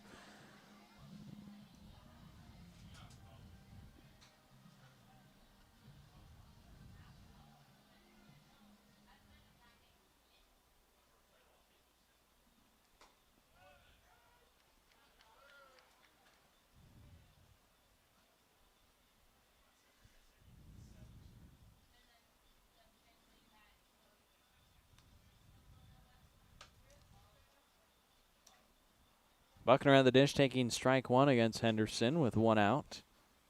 Swing and a miss on a nasty pitch away. The slider moving away from the first baseman to make it 0-2. Buckner struck out swinging in his first at-bat facing Henderson tonight.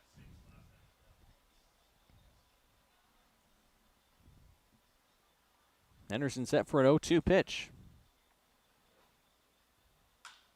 Bouncing ball could be 2. Peschke to Hattori at second. His throw to first to Churchill in time. A 6-4-3 double play as the Bells turn it to post another scoreless frame and hold a dominant 7-0 lead as we go to the bottom of the fourth.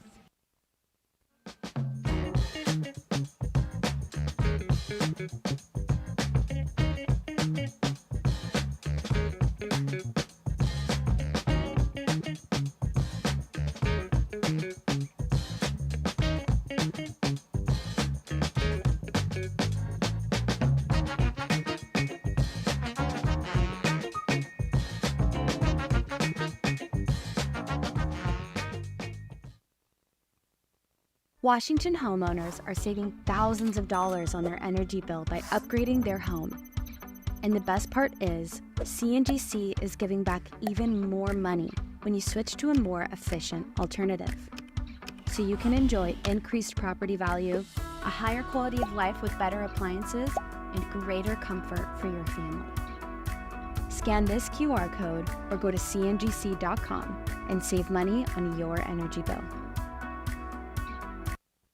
When pain or injury slows you down, Peace Health Orthopedics, Sports Medicine, Foot and Ankle, and Trauma Services are here to help. Our experienced orthopedic team cares for bones, joints, and muscles, offering personalized treatment and same-day appointments. From everyday aches to unexpected injuries and joint replacement, Peace Health helps you move better, feel stronger, and get back to your life. Learn more about Peace Health Orthopedics at peacehealth.org. That's peacehealth.org. Into the bottom of the fourth inning, and Bellingham is having themselves a great game here tonight at Joe Martin Field. 7-0 the lead right now over the Kelowna Falcons. The pitching from Cedric Henderson, the defense, the offense back in the third. I mean, it's been a complete team game tonight. This is what we love to see from your Bells, who are looking to turn around their second half. And although it hasn't been horrible, it hasn't been up to par of what we experienced in the first half of the year. So this game, a nice start so far against the Kelowna Falcons. Plenty of game left, though, as we are just in the bottom of the fourth with Noah Cassie doing the leading off for Bellingham in the inning. First pitch, a grounder to the third baseman. Sealkin, a high lofting throw to first base to retire Cassie on a quick grounder. Next up for the Bells, third baseman number 6, Nate Johnson. Nate Johnson, the next man up for Bellingham. A single and a fly out so far for the third baseman. His single in the third inning resulted in a run scored for him later on in the frame as part of a 6-run inning. The final stat line for the starter, Keller Bloodworth, is 2 1/3, 3 walks, 1 hit by pitch, 5 hits allowed for 6 earned runs. We're now in the bottom of the fourth. 1 run so far against Josh Butters, the pitcher. It was an unearned run that scored off the error that allowed Peschke to score following Bryce Johnson's hit back in the third, the last run to score in the 6-run third inning. Johnson, a late swing for strike one. 1 ball and a strike on him here with 1 out in the bottom of the fourth.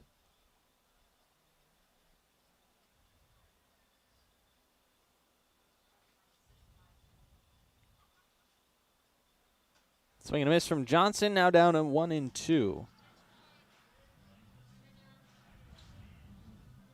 Butters on the mound surrendered 2 hits and a walk in his third inning after taking over with 1 out in the frame. 1-2 from him to Johnson is tipped foul. It'll stay 1-2. Kelowna Falcons are a pretty historic team in the West Coast League, one of the founding members. They were originally an expansion team in the Pacific International League, as their original Kelowna Grizzlies were founded in 1993. Were members of the PIL. Grizzlies winning the league championship in 1995, but that Grizzlies team was suspended following the 1998 season. The club ended, and then the franchise was sold in 2000 and rebranded as the Falcons, who rejoined the Pacific International League in 2000. Played up until 2004, where they, just like the Bellingham Bells and other West Coast League teams, decided to join the WCL and form the West Coast League. Falcons a member ever since. Johnson, a grounder to the right side. The diving try from the second baseman is just a bit off line as it bounced off his glove, and that'll be Nate Johnson's second hit in the game. Now 8 in the game for Bellingham's offense, and Matt Churchill will bat next. The Falcons have been to the West Coast League playoffs 7 times with 2 championship appearances, coming in 2015 where they lost to Bend and in 2018 where they lost to Corvallis. They haven't, though, been to the playoffs since 2023, back when the Bells swept them out of the opening round. Last season, just a 19-35 record for this Kelowna team. It was their worst record since 2019. They undergo a head coaching change here in 2026, and right now the second-best team in the North, tied with your Bellingham Bells, with a record of 24-15. They've already surpassed last season's win total and 2 seasons prior as well.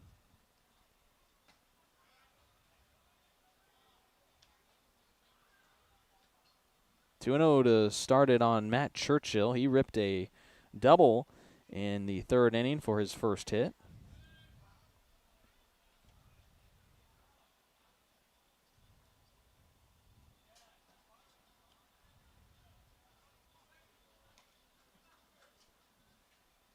Yet to see a strike, the first baseman, and a 3-0 count.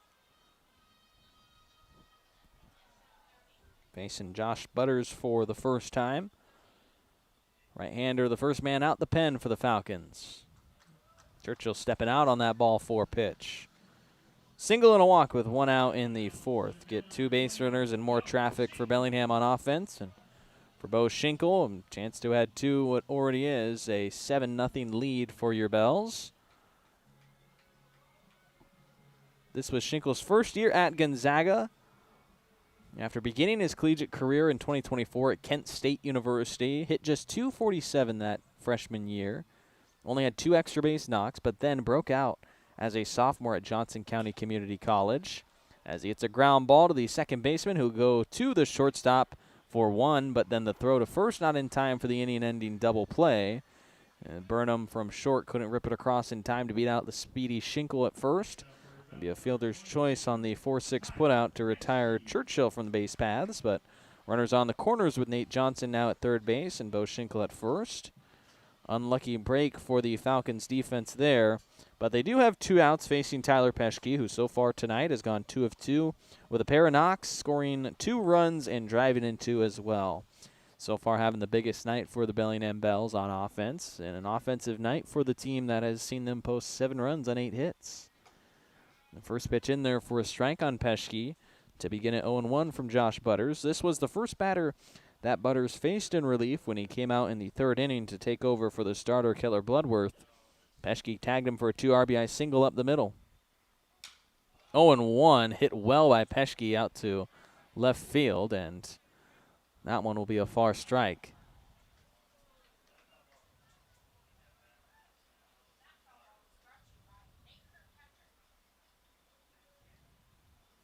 So 0-2 on Peschke, who will get a new bat. Might have broken the inside of his bat there on that deep fly ball.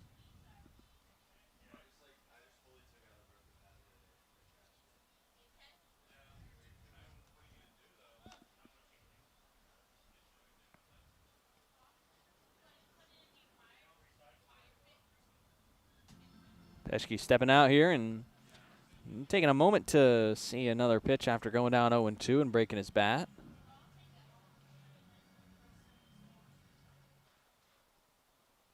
Runner going on the 0-2 pitch, bounced in the dirt, and Schinkel, standing up, will be at second base. On a swipe of the bag.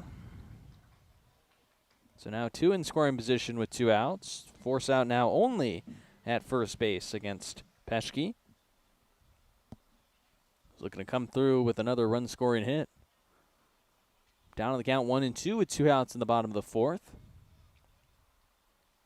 Butters pitch home. Taken by Peschke on the inside for ball 2.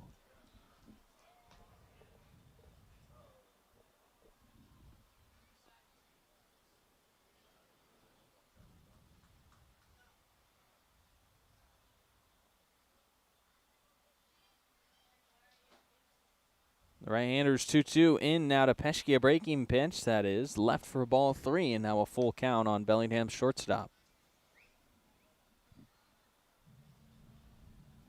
Bryce Johnson in the on-deck circle should the inning continue here in the bottom of the 4th. 3-2 and 2 outs. The action pitch coming from the right-hander Butters. Here it is to Peschke. Inside of the bat, foul ball ripped down the third base line from Tyler Peschke, and see another 3-2 payoff pitch.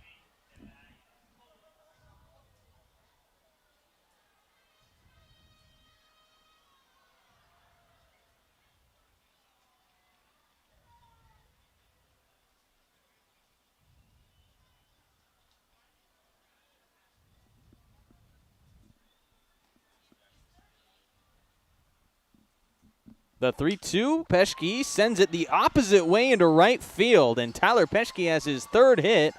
Second run coming in to score, and now 4 RBI in the game for Bellingham's shortstop, who started swinging a hot stick up in Kamloops. It's continued here at home against Kelowna, and the lead grows to 9-0.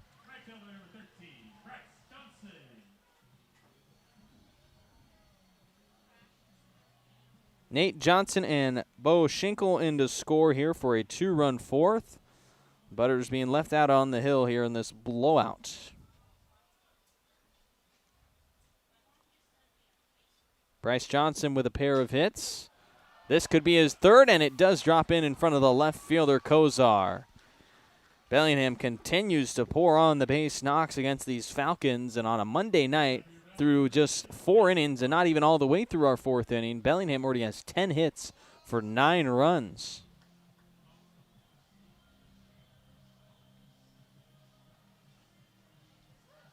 Dylan Moss now up. He's trying to join the party with hits. He's without one so far. 0 of 1 with a hit by pitch. We've seen some crazy blowouts in the West Coast League throughout the year. There's been scores of 20 to something, 10-0 scores, 10-run blowouts, but no blowout crazier than July 19th, yesterday. The Ridgefield Raptors beat the Bend Elks 31-0. The Raptors recording 27 hits in that game to post 31 runs. They had a 12-run seventh inning. Obviously, tonight maybe not going to touch the 30s, but it's a blowout so far tonight, 9-0, and Bells maybe trying to do their best chance at matching a big blowout from last night down south. Moss right now in a 2-0 count. Raptors also drew 12 walks on offense to go along with those 27 hits to score 31 runs.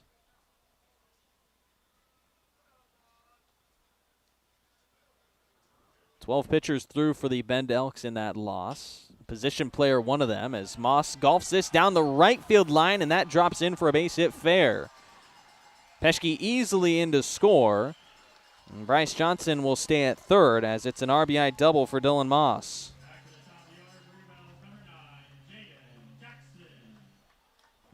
The score 10-0.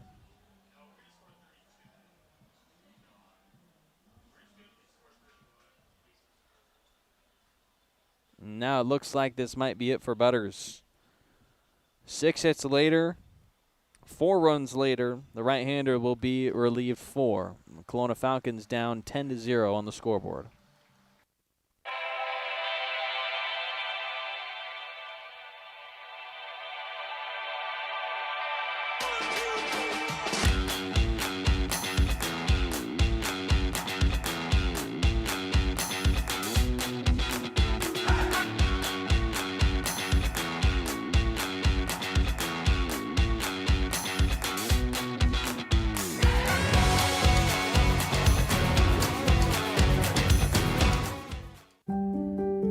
Have you had a fall, sprain, or break?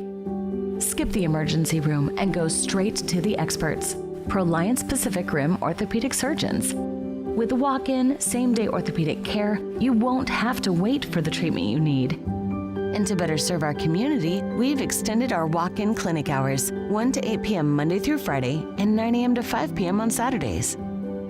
Proliance Pacific Rim orthopedic surgeons. Choose cooperative. Choose community. Bank with local industrial credit union. Proud Sunday savings sponsor of the Bellingham Bells.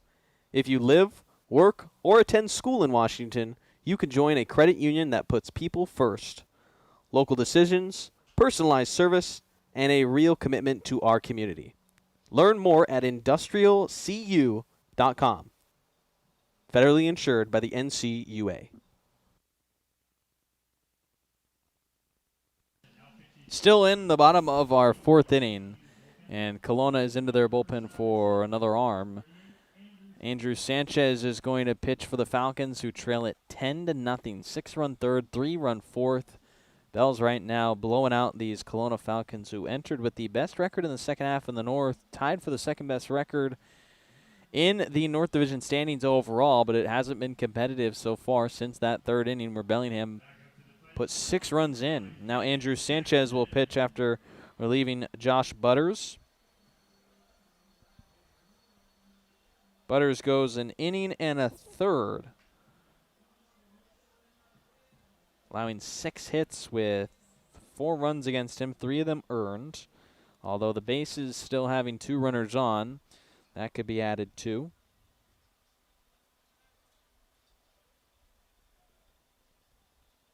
2 walks and no strikeouts by Butters. Now Sanchez for the 8th time pitching for Kelowna. Strike 1 off the left fielder's bat. Jaden Jackson starts off his at-bat with 2 outs. Runners at 2nd and 3rd for Bellingham. Moss at 2nd after his RBI double. Bryce Johnson at 3rd after his single, which is his 3rd hit of the game. Bottom of the order producing well so far. It's been the top of the order that hasn't necessarily come through. Jackson does have a pair of walks. And this ground ball could end the inning as the second baseman, Graf Rowe, will do just that on a play over to first base. If you could see it as we go to the 5th, it's 10-0 Bellingham in front of the Falcons. Need a break from everything? Escape to a place where anything is possible and the fun never stops. At Silver Reef Casino Resort, you'll discover world-class dining, championship caliber golf, a full sports book and bar, over 1,000 top-rated slots and table games, and so much more. Come join the fun and see why we've been consistently rated one of the region's top destinations. Visit silverreefcasino.com to book your stay and discover all the exciting events and promotions we have in store for you. Silver Reef Casino Resort, located off I-5, exit 260. At Judd & Black, great value comes with expert assistance. We're your hometown appliance store where you can expect top-notch service and a wide selection of quality brands. When you walk into a Judd & Black showroom, you can expect to see a very friendly face that's ready to help and figure out what you need. Enjoy a shopping experience big box stores can't offer. Talk to an appliance expert at your hometown appliance store for over 85 years. Judd & Black. Puget Sound Energy is thrilled to team up with the Bellingham Bells for Community Wednesdays this season. Every Wednesday home game at Joe Martin Field, PSC and the Bells will celebrate a featured Whatcom County nonprofit with a $2,000 donation. Come out to the ballpark to cheer on the Bells while supporting these amazing organizations that make our community stronger. Together, we're building a better Whatcom County. See you at the field. Go Bells. Into our fifth inning in Bellingham. This game has gotten out of hand quickly for the Kelowna Falcons. 10-0 your score. 9 runs over the last 2 frames for Bellingham on offense. And Cedric Henderson potentially a chance to try and earn the win if he can get through this fifth. Right now sitting at 49 total pitches through 4 innings. Henderson has given up 2 hits and 2 walks with 5 strikeouts of the 15 batters that he has faced. And if he could go on to finish out this 5th inning, he would earn his first win of the year, you would assume, should the Bells remain in front. Right now 10-0, but nothing guaranteed. Top of the 5th, we'll start with the bottom of the order for the Kelowna Falcons as the 7, 8, 9 hitters are due up against Henderson.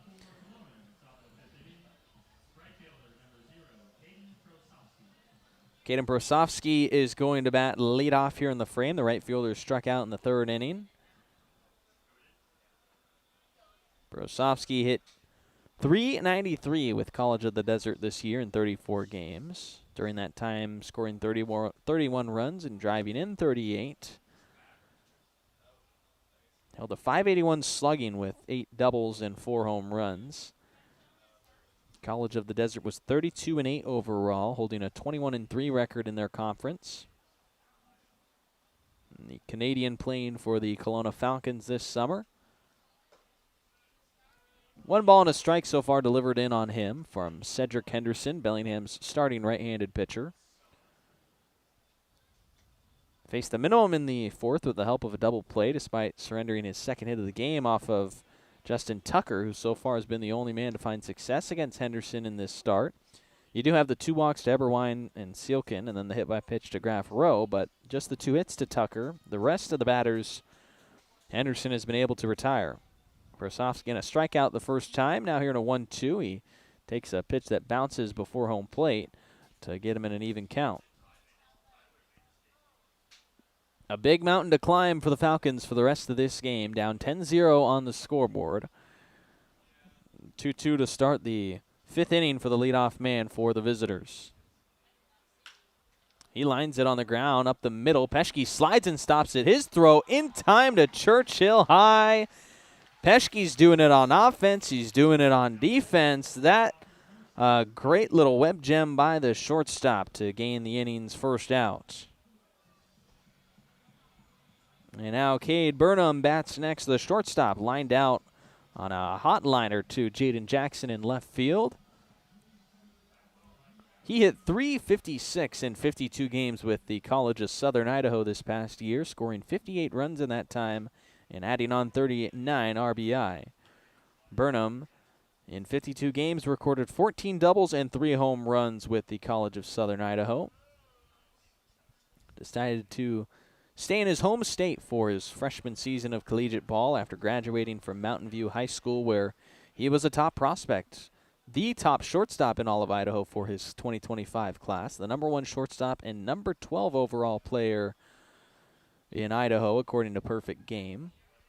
First stop of his collegiate journey, JUCO spot with Southern Idaho, and now here in the West Coast League with the Kelowna Falcons. Down in a 1-2 count. Low and outside pitch framed up by Dylan Moss, but the fastball is just ball 2. Fastball still sitting at 93 right there from Cedric Henderson, the starter into the 5th inning.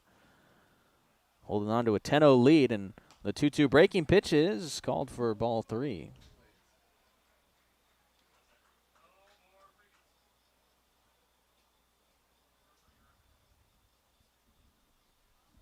Three-two.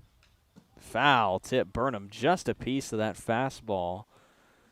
Slightest edge of the wood from his bat. The right-handed batter stays in the count with a full count.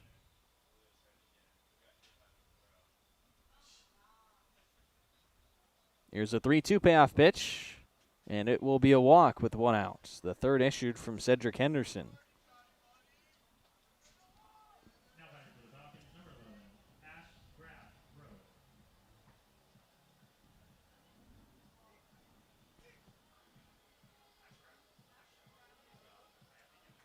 And it looks like Coach Regier is going to come out of the Bells dugout. No movement so far from the bullpen. See if he takes the ball from him. And he does hand it over. So a great start by Cedric Henderson, but 4 1/3 will get it done. 10-0 the lead for the Bellingham Bells as the starter leaves to an ovation. What's up, Bells fans? Dr. Amar here from Everstrong Therapy, the sports and performance physical therapists and rehab professionals right here in Bellingham. We are so proud to continue being the official training and rehab partner of the Bellingham Bells, making sure our boys are safe and moving their best throughout the season. So remember, when you're ready to rehab like a professional athlete, come see us at Everstrong, and we'll see you soon. Thanks so much, stay Everstrong, and go Bells.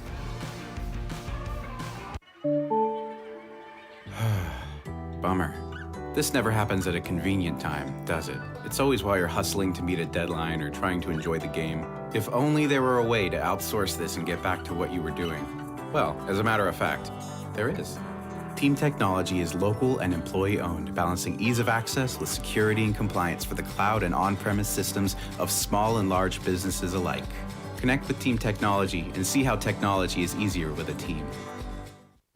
When pain or injury slows you down, Peace Health Orthopedics, Sports Medicine, Foot and Ankle, and Trauma Services are here to help. Our experienced orthopedic team cares for bones, joints, and muscles, offering personalized treatment and same-day appointments.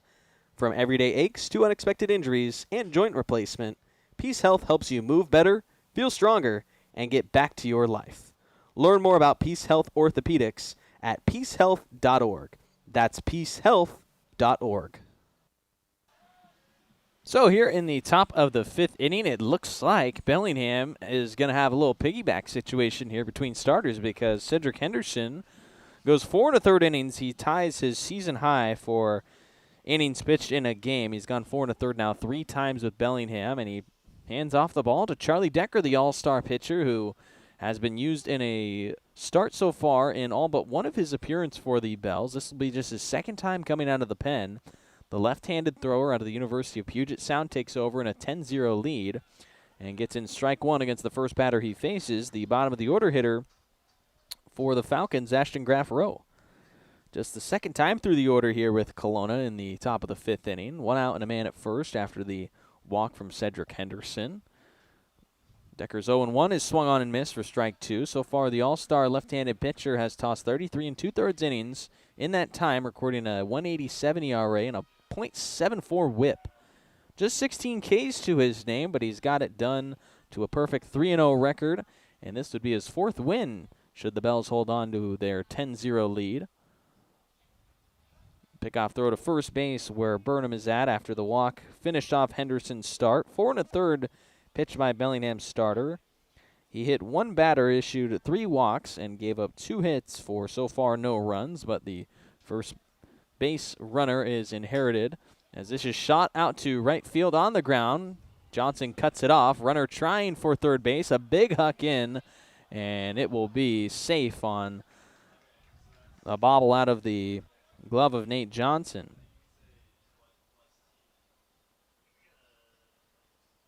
So a single from Graff Rowe Puts him at second base after advancing on the throw. Will be the game's third hit.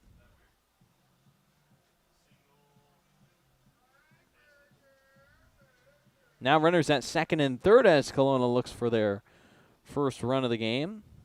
Down 10-0 in the top of the fifth with one out. Into center field, and that'll get Kelowna their first 2 runs of the game. A 2 RBI knock from Eberwine in the leadoff spot, and Kelowna against the first arm out of the pen. Seeing some life here against Charlie Decker with 2 runs in. Only one of them charged against Decker. It'll finish off the start for Cedric Henderson with 1 earned run against him. Decker got a little bit thrown off by participating in the All-Star game in the sense of he had to throw 1 inning in the All-Star game, threw it scoreless, but throughout the entire season and throughout what has made him successful is he's been the Friday starter for Bellingham. Friday night games, he starts for Bellingham, goes out, he's been dominating. But now after throwing an inning last Wednesday, that schedule was thrown off because he didn't throw on Friday in Kamloops, took that Friday off, and now we're seeing him here on a Monday pitching for the Bellingham Bells, and out of the bullpen as well. So it's just a bit of a change of scenery for the all-star left-hander, and it's a change from what he's found success with this summer, and we're seeing it already. A pair of hits against him in the fifth, and not the greatest start for the left-hander so far. Still searching for his first out of the bullpen. Missed his fastball low, and it's 3-0 now on Sealkin, third baseman. Decker has controlled his walks, just 6 in 33 and 2/3 innings entering this relief appearance. Gets the first strike of the at-bat against Sealkin, so 3-1.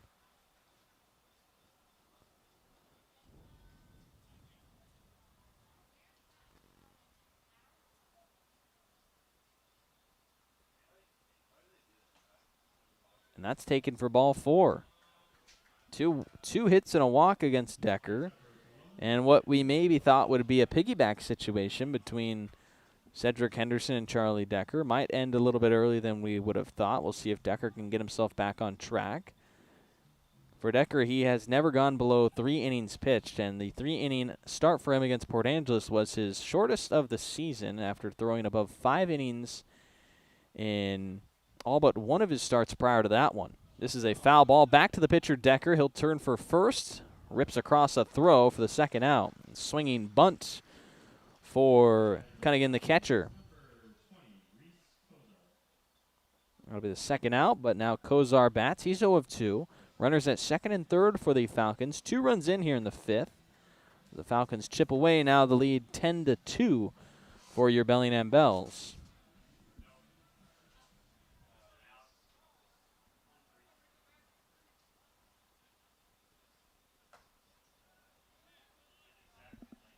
First pitch a miss from Charlie Decker on the outside. Doesn't get the call. So 1-0 against Reese Kozar, the left fielder. A strikeout and a ground out against Cedric Henderson, the starter.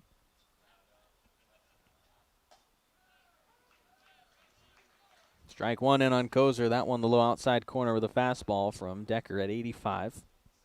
So far the change of speed from the mid to low 90s fastball from Cedric Henderson has dropped down to a mid to low 80s fastball from Decker, and the Falcons have found some success against the left-hander out of the bullpen, a pair of hits and a walk. That foul ball makes it 1-2 on Reese Kozar. Decker in search of one more strike, one more out to finish the fifth.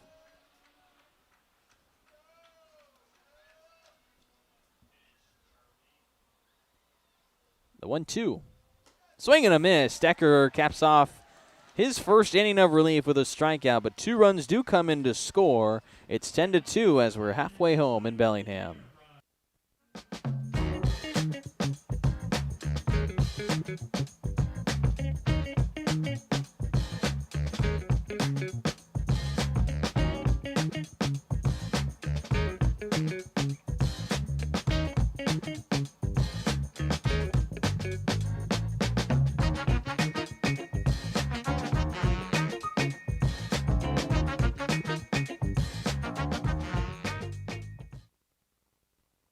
Washington homeowners are saving thousands of dollars on their energy bill by upgrading their home. And the best part is, CNGC is giving back even more money. when you switch to a more efficient alternative. So you can enjoy increased property value, a higher quality of life with better appliances, and greater comfort for your family. Scan this QR code or go to cngc.com and save money on your energy bill. Choose cooperative. Choose community. Bank with local industrial credit union. Proud Sunday savings sponsor of the Bellingham Bells. If you live, work, or attend school in Washington, you can join a credit union that puts people first. Local decisions, personalized service, and a real commitment to our community. Learn more at industrialcu.com. Federally insured by the NCUA. Halfway through this Monday night ball game between the Bellingham Bells and the Kelowna Falcons, and Andrew Sanchez going to return to the hill for the Falcons after coming in relief of Josh Butters in the fourth inning. Bellingham scoring 3 runs in the fourth to lead it 10-0, but 2 runs in the top of the fifth inning make it 10-2 with Bellingham in front of the Kelowna Falcons. Sanchez will get his first clean inning of work after facing just one batter to finish the fourth, retiring Jaden Jackson on a grounder. KG Hattori, Noah Cassie, and Nate Johnson, the 3 men due up for your Bellingham Bells against the Falcons' right-handed pitcher. Sanchez so far has not had great results here in the West Coast League. Through his 7 appearances, he's totaled just 5 2/3 innings pitched. That's because he's allowed 8 hits and 7 walks in relief, giving up 11 runs with only 2 strikeouts to his name. He deals a fastball on the first pitch to KG Hattori for ball 1.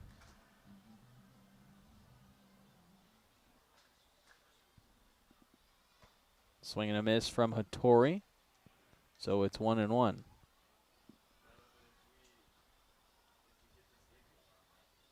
The ERA right now for Sanchez sitting at 17.47. The whip 2.65.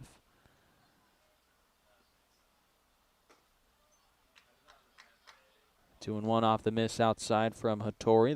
The second baseman today, 1 for 3, a single and an RBI. Bells have 11 hits on offense already in the game.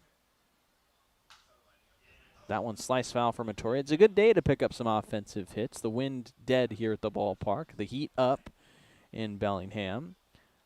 Bit of a hotter day, bit of a muggier day as well here in Bellingham. Had some haze in here and high humidity, of course, here in the Pacific Northwest. But a good day to hit a baseball, and Bellingham with 11 hits have done just that. 2-2 after that. Foul ball from Hattori keeps him alive. Leadoff man here in the 5th for Bellingham. A lot of traffic the last 2 frames. Scorebook really messy over the last 2 innings as Hattori just sticks his bat out, gets it up the middle. Barehanded attempt from Burnham, but that'll be a base hit for Hattori. Went off the top of the pitcher's glove, and it kind of slowed it down for the shortstop Burnham to try and get a barehanded play. The 12th hit of the game comes on Hattori's second of the night. Noah Cassie in search of his first. So far, it had been Hattori as the only batter through the first 3 in the order for Bellingham to have a base hit. Jackson 0 of 2 with 2 walks. Cassie was 0 of 2 with 1 walk, and then you had the lone single to Hattori. That's now 2 for him, though, and Cassie still looking for his first. Scored a run after he walked in the 3rd. The designated hitter batting here in the bottom of the 5th, 10-2 the lead. Cassie taking the first pitch from Andrew Sanchez for a high fastball. Ball 1 at 86 miles an hour for the right-handed pitcher.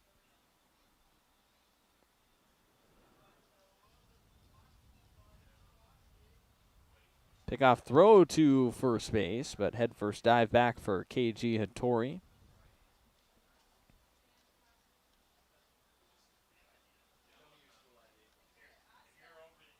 Two steals on the season for Hattori, 1 time caught. Cassie taking his first strike.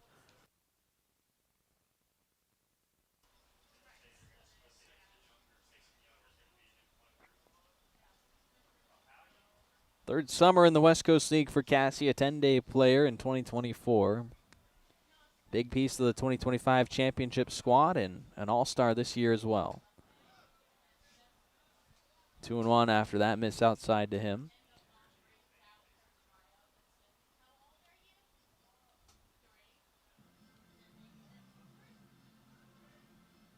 Cassie's batting average sitting at a .306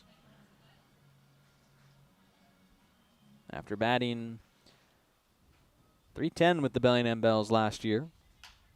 Bouncing ball to the left side of the infield. Burnham, the shortstop, will only have a play at 1, and he takes that to retire Cassie on the ground out.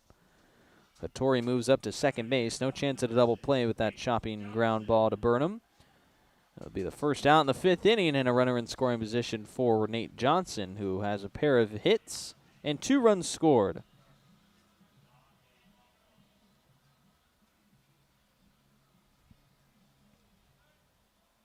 (10-2) the lead for Bellingham. Johnson trying to collect his first RBI of the game. 2 of 3 in the contest so far, with those 2 runs scored back in the 3rd and 4th innings. His 3rd hit of the game would likely drive home Hattori, who's got good speed at second base. Foul ball from Nate Johnson begins the at-bat 0-1.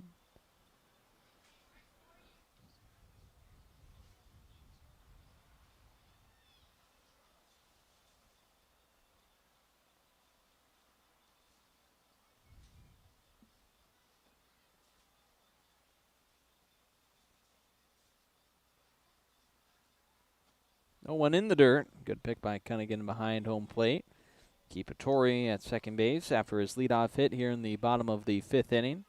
8-run lead for Bellingham after a 2-run top half of the inning for the Falcons, who are looking to hang their first crooked number over Bellingham in this game after being shut out for the first 4 innings. Low strike 2 against Nate Johnson. 90-mile-an-hour fastball that time from Sanchez, the 3rd arm to throw for the Falcons in the game.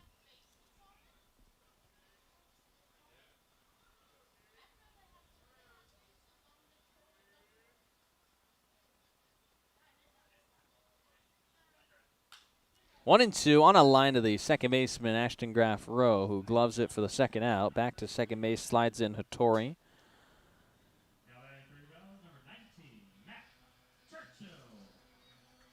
So 2 outs for Matt Churchill. RBI double for him in the 3rd. Walk in the 4th.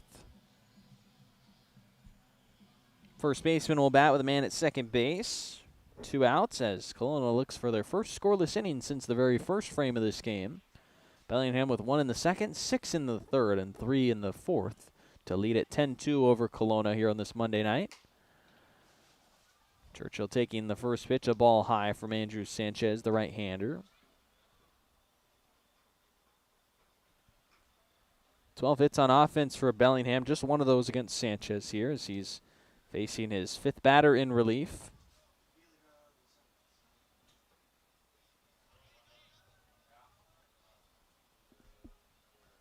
Two 2-0 after that miss to Churchill. Budworth, the starter, surrendered 5 hits and 6 runs. Josh Butters in relief, just an inning and a 3rd, gave up 6 hits for 4 runs. Sanchez trying to toss a scoreless 5th, though, with 2 outs. He's got a runner at second against him, and Churchill in a 2-0 count. Ball 3 low. Fastball at 89 from Sanchez. Bo Schinkel in the on-deck circle for Bellingham.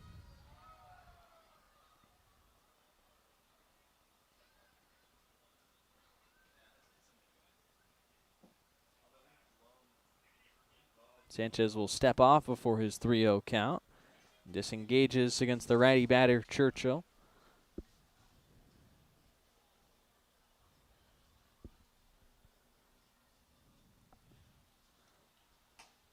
(3-0) low and away to Churchill, and that'll be a 4-pitch walk to extend the 5th for Bellingham.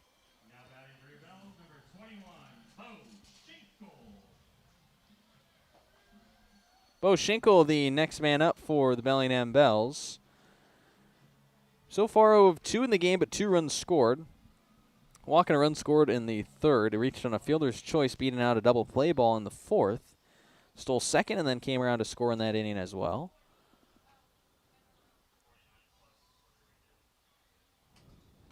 2-out pitch to him, and Sanchez does not get the strike call. So it's ball 5 on the last 5 pitches from the right-hander for Kelowna.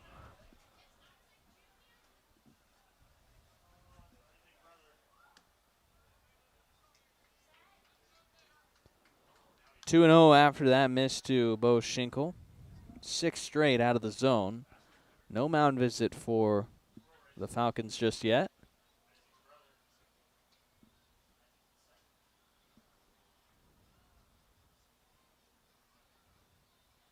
2-0. Churchill sends it out to left field and dropping for a base hit. Hattori going to head home. The throw to the plate is late, and Bellingham gets another run back. On an RBI knock from Bo Schinkel, it's 11-2. 2-out base hitting for Bellingham has been the story tonight. Hattori scoring on that hit, which is Schinkel's first of the game. And now runners at first and second.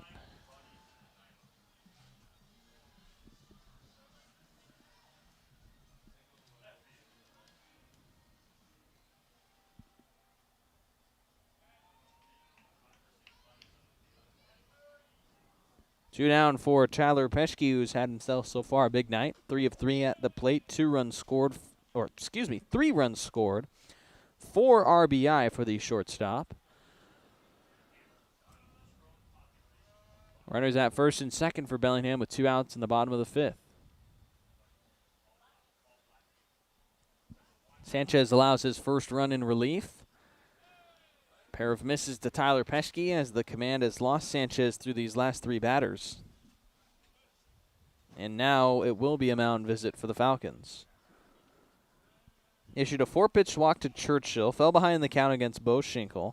Now here against Peschke, down 0-2 to start the at-bat.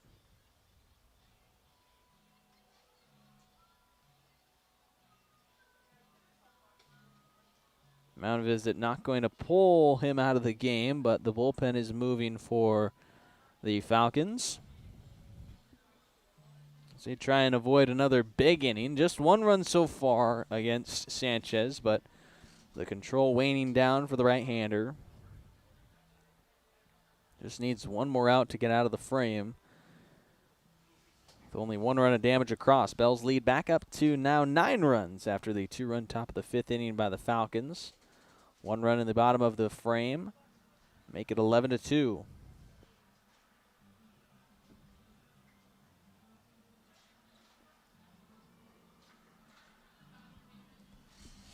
and 0 the count on Peschke as it resumes. 2 outs in the bottom of the 5th.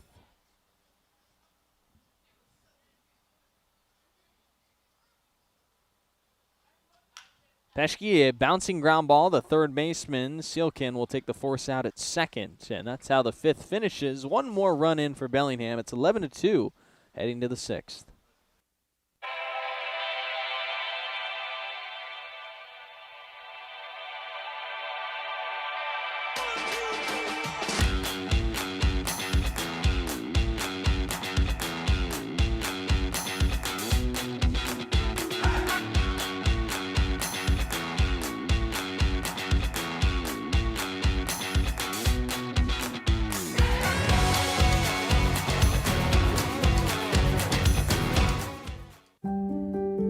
Have you had a fall, sprain, or break?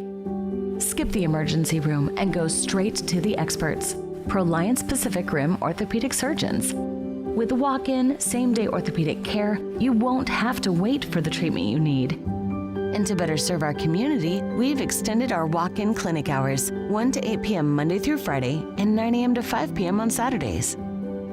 Proliance Pacific Rim orthopedic surgeons. Puget Sound Energy is thrilled to team up with the Bellingham Bells for Community Wednesdays this season. Every Wednesday home game at Joe Martin Field, PSC and the Bells will celebrate a featured Whatcom County nonprofit with a $2,000 donation.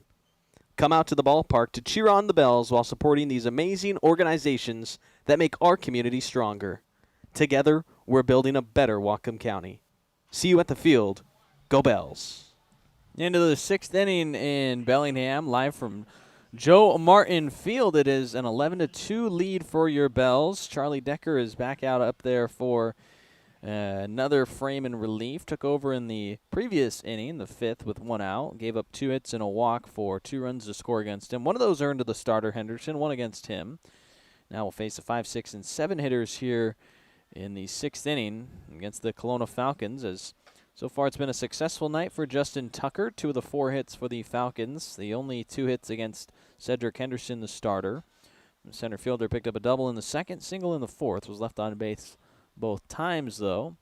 And against Charlie Decker, he starts off with strike 1 against him. Decker, the low fastball. Second pitch is an inside miss on the same fastball pitch from Decker, but 1-1 after Decker missed his spot just inside to the righty batting center fielder, Justin Tucker. Swing and a miss from him, and now down 1-2. Tucker hit 330 games with Palomar College this past year. It was his sophomore season, 3rd overall season with the JUCO squad after redshirting in 2024. Hitting .339 in 2025 across 46 games. 1-2, pop back foul from Tucker.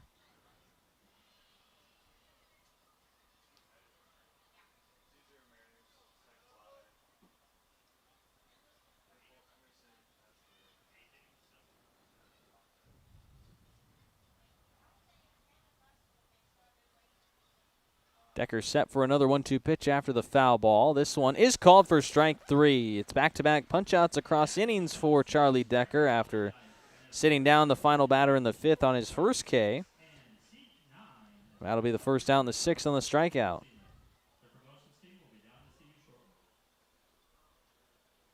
Five strikeouts for the starter, Cedric Henderson. 2 for Charlie Decker so far. And Finley Buckner to the plate. First pitch, foul tip from him to start the at-bat.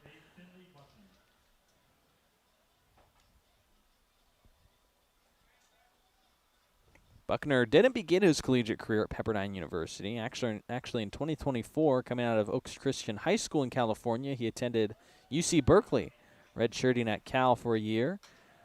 Transferred to Pepperdine, and in his redshirt freshman year, went 2 of 16 at the plate in 5 games. Did have 1 home run of his 2 hits.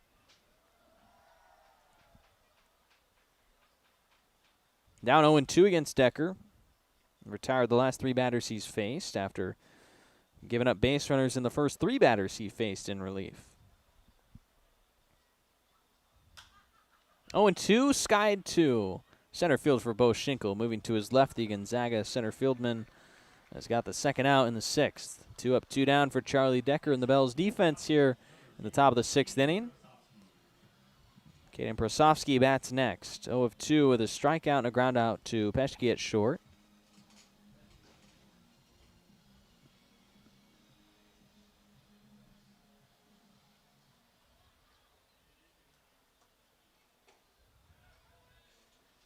Strike 1 on Prosofsky to begin the at-bat.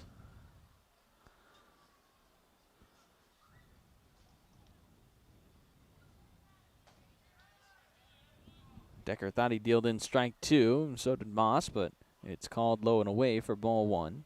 Pair of fastballs to start the at-bat against the lefty hitter, Prosofsky.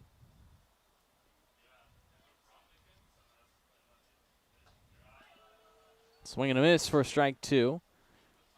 Bell's made a defensive change. It is Dominic Keebon in left field for Jaden Jackson.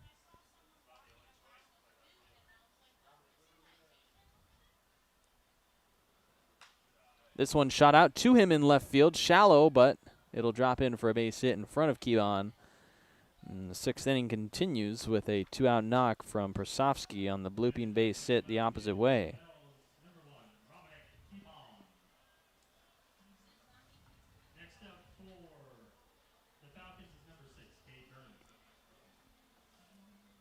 Cade Burnham, the shortstop, bats next. He drew a walk that pulled Henderson out of the start in his last at-bat.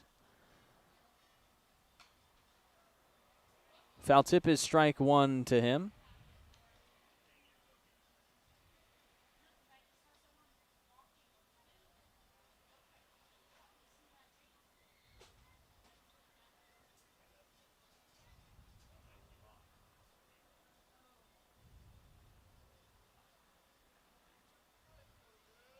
Decker's 0-1.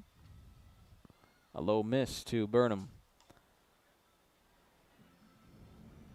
Burnham was retired on a line out to left field in the 3rd inning, then walked and scored in the 5th.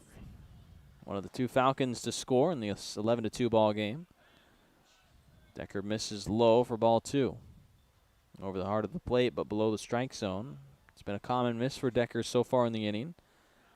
Does have 2 outs and a runner at first, though, trying to post a scoreless 6th. The 9-run lead. Overcorrects and misses upstairs with the fastball, so now 3-1.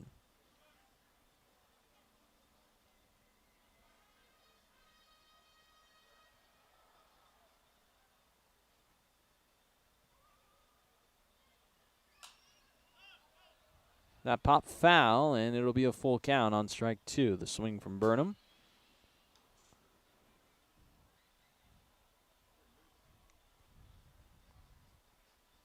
The all-star left-handed pitcher trying to toss a scoreless frame in relief after surrendering 1 run in the 5th, but saw both runs in the game score against him in his first inning of work.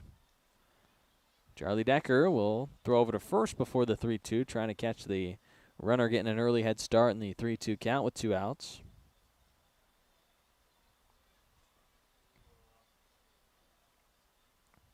The pitch is taken 4, called strike 3. Low fastball rings up Burnham for Decker's 3rd punch out. Into the bottom of the 6th, it's an 11-2 lead for Bellingham.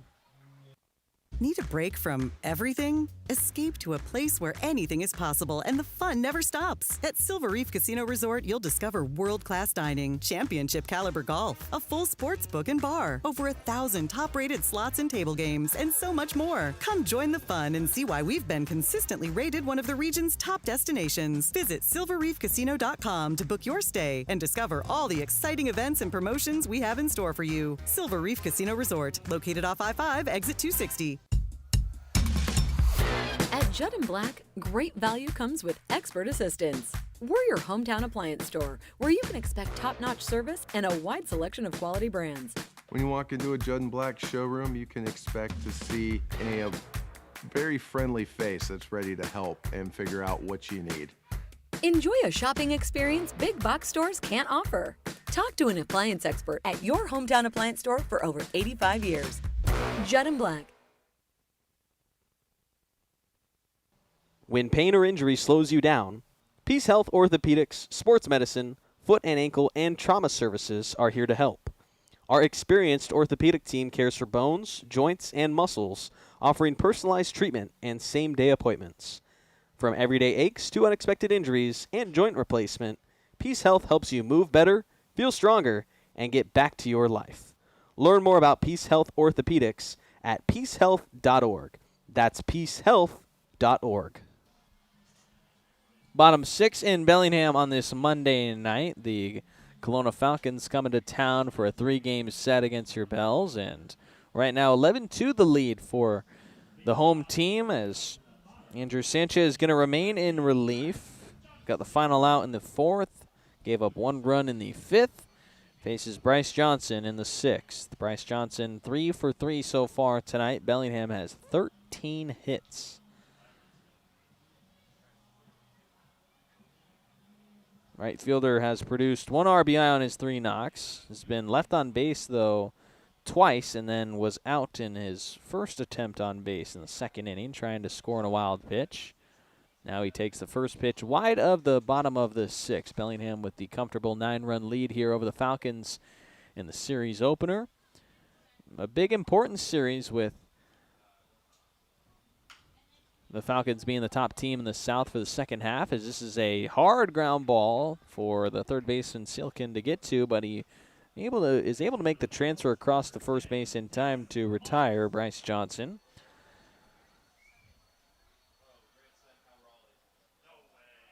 Dylan Moss, 1 of 2 with an RBI double, his last time up in the 4th inning.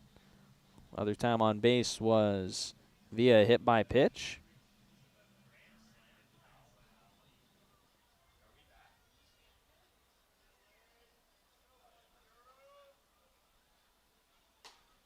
Moss's first pitch is called against him for strike 1. That one at 85 from Andrew Sanchez. 2 hits against him in that 1-run 5th inning. The RBI knock from Schinkel getting the first run off the right-hander. Misses low in the dirt with his breaking pitch for ball 1.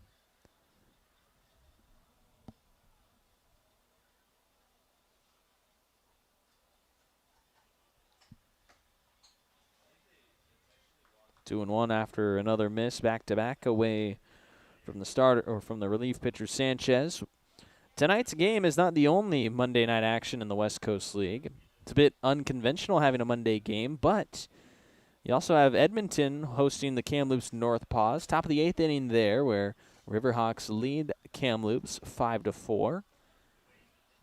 Out in Portland, the Pickles are making up a game that was postponed on the 25th of June due to weather, hosting the Marion Berries. Berries right now a 7-3 lead over Portland in the bottom of the 5th as Dylan Moss takes the walk. Back to the top of the order in Dominic Keebon, who is off the bench here for the Bellingham Bells after Jaden Jackson goes 0 of 2 with a pair of walks. Keebon subbing him off. Jackson will get the rest of the night to rest. Keebon now with his first at-bat off the pine.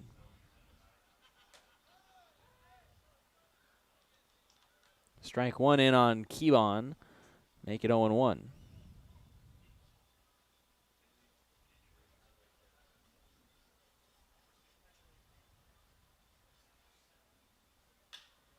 Grounded to the right side. The second baseman will make a play to the second base bag to get the first out. That was a play from a defensive sub. That's Boogie McNeil out there at second base now. It's no longer Ashton Graff Rowe.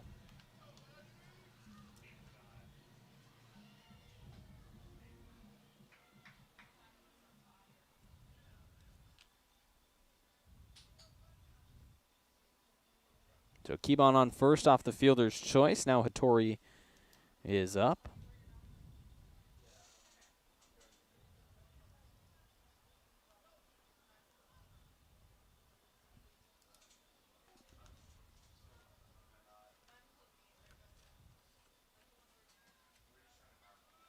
Pair of misses to Keiji Hattori to start his 5th plate appearance of the night. 2 hits for him. 1 run scored, 1 RBI for the second baseman, incoming freshman to Cal Poly.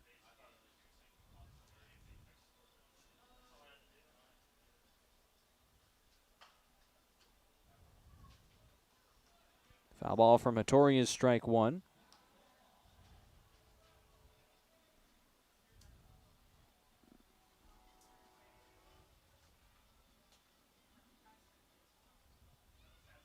Keebon at first with 2 down in the bottom of the 6th. Sanchez looking for a scoreless inning. Strike 2 on Hattori comes on another foul ball, so 2-2 on the second baseman.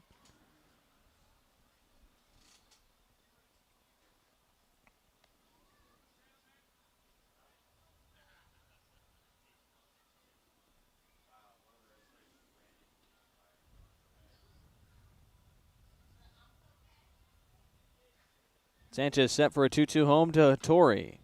Foul ball to the Bells dugout. Keeps Hattori alive and didn't hit any of his teammates.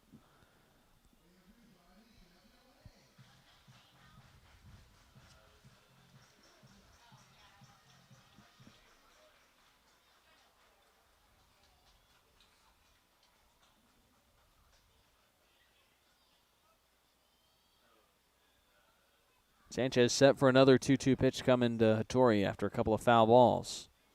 This one in play to the second baseman, McNeil. He'll take the force out at second on an underhand toss to cap a scoreless 6th inning. First scoreless inning tossed by the Falcons since the very first inning of the ball game. And the Bells carry an 11-2 lead into the 7th. What's up, Bells fans? Dr. Amar here from Everstrong Therapy, the sports and performance physical therapists and rehab professionals right here in Bellingham. We are so proud to continue being the official training and rehab partner of the Bellingham Bells, making sure our boys are safe and moving their best throughout the season. So remember, when you're ready to rehab like a professional athlete, come see us at Everstrong, and we'll see you soon. Thanks so much, stay Everstrong, and go Bells.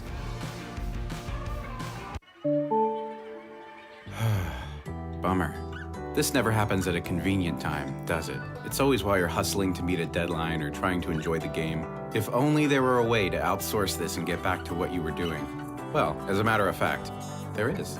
Team Technology is local and employee-owned, balancing ease of access with security and compliance for the cloud and on-premise systems of small and large businesses alike.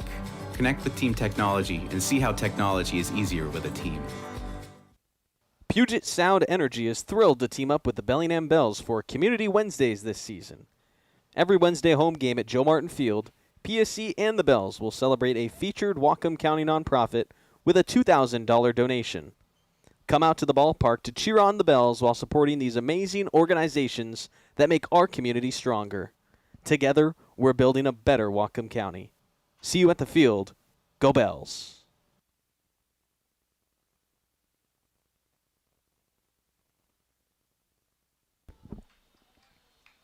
Seventh inning here, and Charlie Decker on the hill for the Bellingham Bells. So I thought that Ashton Graff Rowe was going to be out of the game for Boogie McNeil, but it is the second baseman returning, so we'll figure out where McNeil is in the lineup. I couldn't tell on defense where he subbed in at. Right now it's going to be Graff Rowe leading off, Eberwine on deck, and then should be Silkin in the hole, but Graff Rowe is moving to some other defensive position because he's not playing second base anymore. Just have to figure it out here. 0-2 to start it.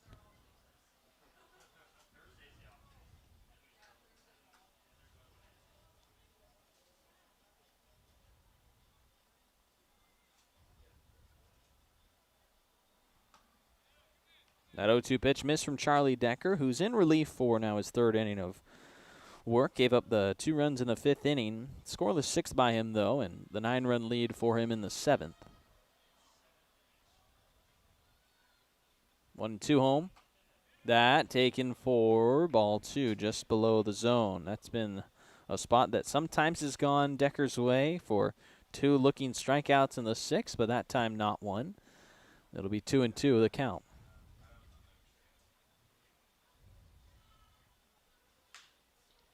Poked out and hit on the ground to Tyler Peschke. Shortstop, a charging play, beats out Graff Rowe at first base.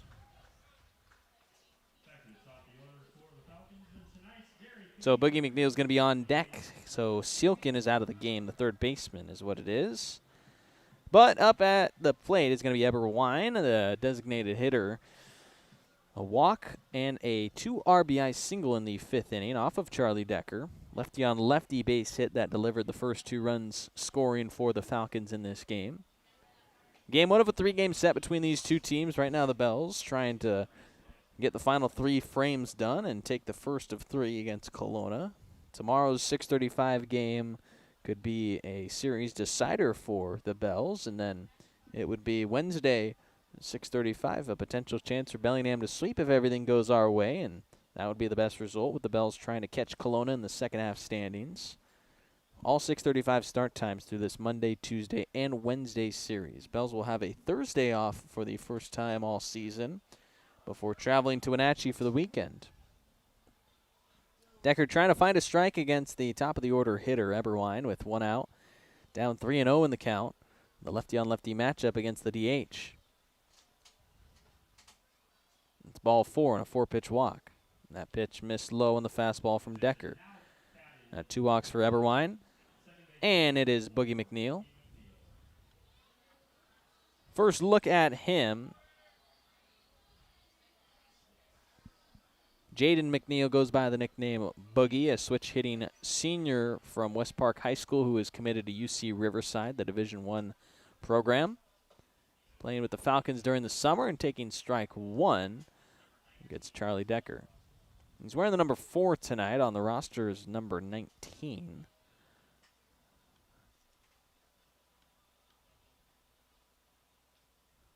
Bit of a jersey swap for him, and that wild pitch going to advance the runner up to second base. So now a man in scoring position with one out. Double play taken out of order for the Bells defense with Eberwine up on the wild pitch.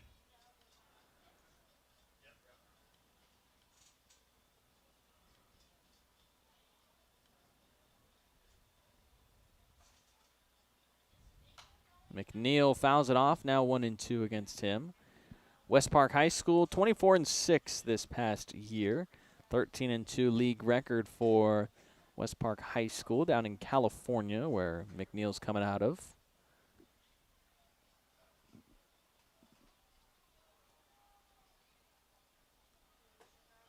One, two is strike three, and Decker gets another punch out. Apologize that you couldn't see it, but it is Decker's fourth strikeout.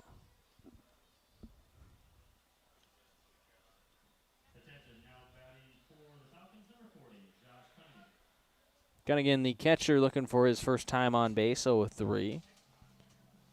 We've lost connection to our center field camera here at Joe Martin Field, so just rocking with the high home. We appreciate you for sticking with us here on the Bells YouTube channel.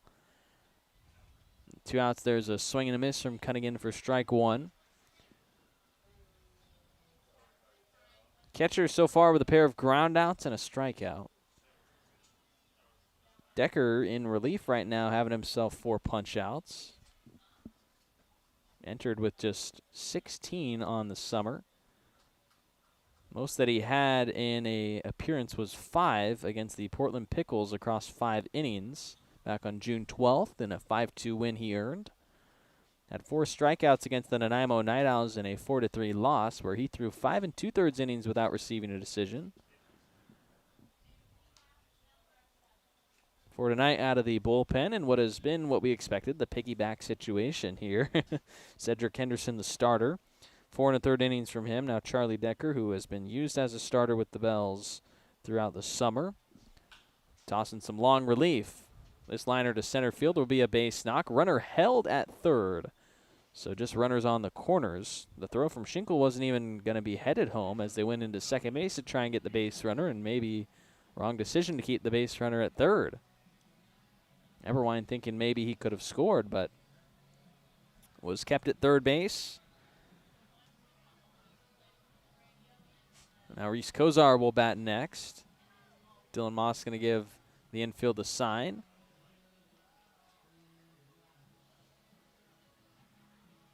Two outs in the inning, so plays it 2-1 for the Bells infield.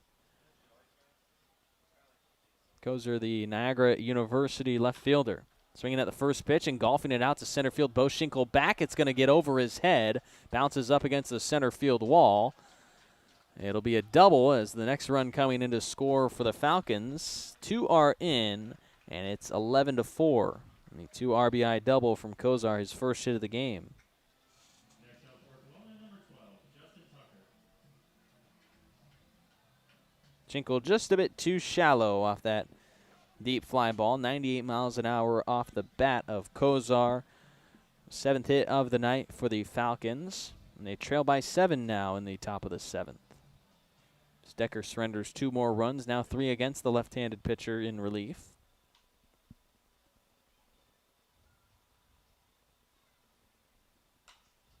That fouled back for strike 1 on Justin Tucker. Tucker a pair of hits, but was struck out by Decker in his last at-bat.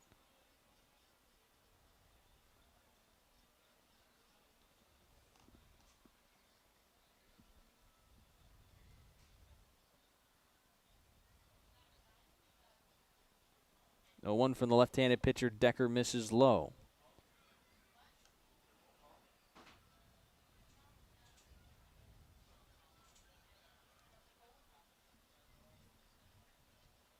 Man at second is Kozar after his 2 RBI knock.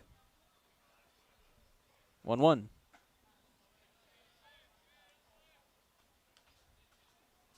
A ball 2 miss.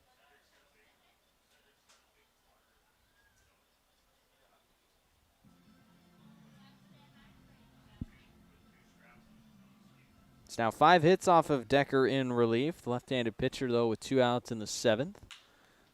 Hard ground ball. Johnson, the third baseman, had to back up for it. Now his throw is ripped across to Churchill at first, who leans down to grab it. Kelowna does get 2 more runs, but will stretch with a 7-run lead in the 7-inning stretched.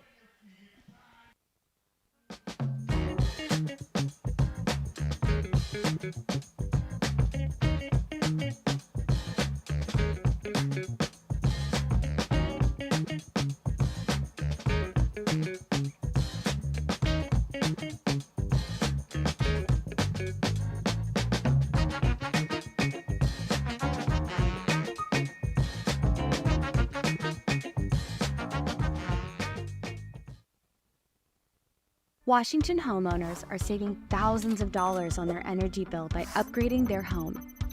And the best part is, CNGC is giving back even more money when you switch to a more efficient alternative.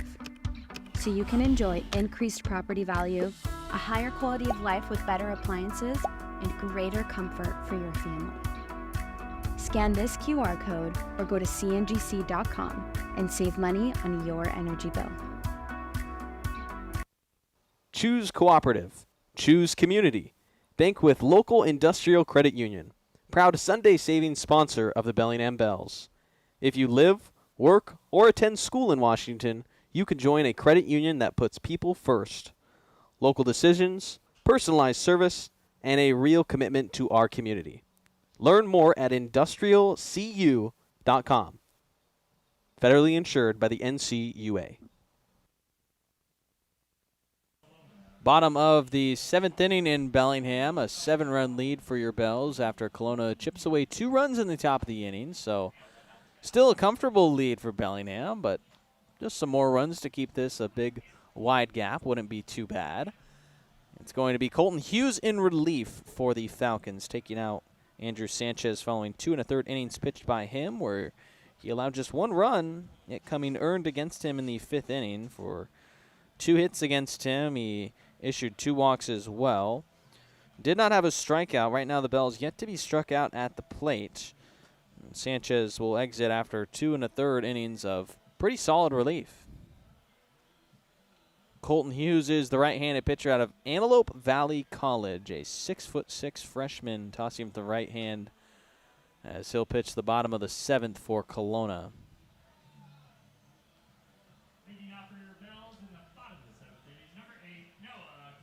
Noah Cassie will lead off for your Bells in the bottom of the 7th. We apologize to the fans that are still enjoying their 7th inning stretch into the bottom of the 7th inning. You know, you get up on your feet, you sing "Take Me Out to the Ball Game," and then once you're standing there, you're like, oh, man, I've been sitting around for 6.5 innings. I kind of just want to keep standing and talk to the guy right in front of me. And, yeah, let's focus on the baseball, right? Fly ball to center field from Cassie. It's well deep, but the center fielder Tucker was back for it. Cassie got under that one for the first out.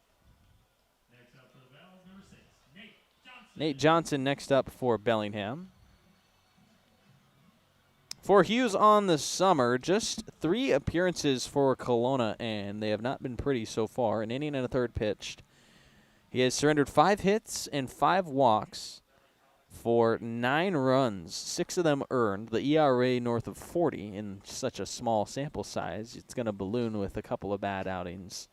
Now his 4th appearance here in Bellingham as he tries to get back on track. We kind of saw Sanchez have a nice little appearance. He entered with an ERA above 17, but pitched 2 1/3 with only 1 run scored, and that'll help lower the averages for Sanchez on the summer as he's just pitched a little bit, and now Colton Hughes trying to do the same. Trailing by 7, it's maybe hard to get motivated for these guys on the mound, but hey, you've got to maybe think that there's a chance that you have a chance for a comeback.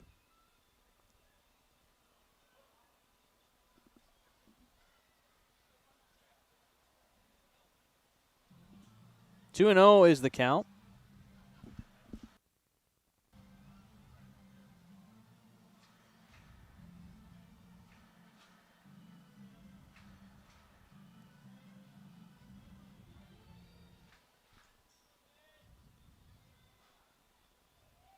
Nate Johnson, the third baseman, 2 for 4 in the game as that one misses high and away.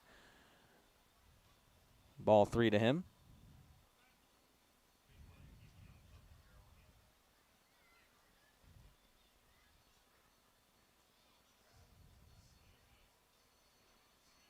3-0 count with one out to Johnson. High strike.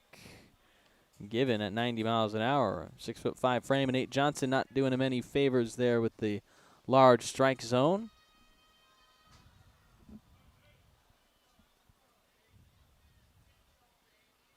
Colton Hughes with the 3-1 pitch, low and inside to Johnson, and he'll take the one-out walk. Matt Churchill's working on a 1 of 2 night. His RBI double, the lone hit in the third. Pair of walks for him as well. 5th plate appearance for the first baseman in the game. The sun sets here in Bellingham, Washington on a beautiful Monday. It was a warm day. Should be next couple of days should be pretty warm here in Bellingham.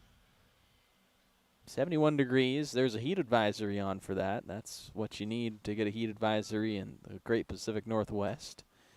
Tomorrow's supposed to be 84 as a high, with Wednesday 82 the high as well. Good baseball weather. Help the ball carry a little bit since it'll be warm. The wind dead right now, which has played into the hit factor for these two teams. 13 hits for Bellingham, 7 for the Falcons. Ground ball from Churchill could be 2. Burnham to second for 1. McNeil to first in time for a 6-4-3 double play. Through 7 innings, it's a 7-run lead for the Bells. They're up 11-4 into the 8th.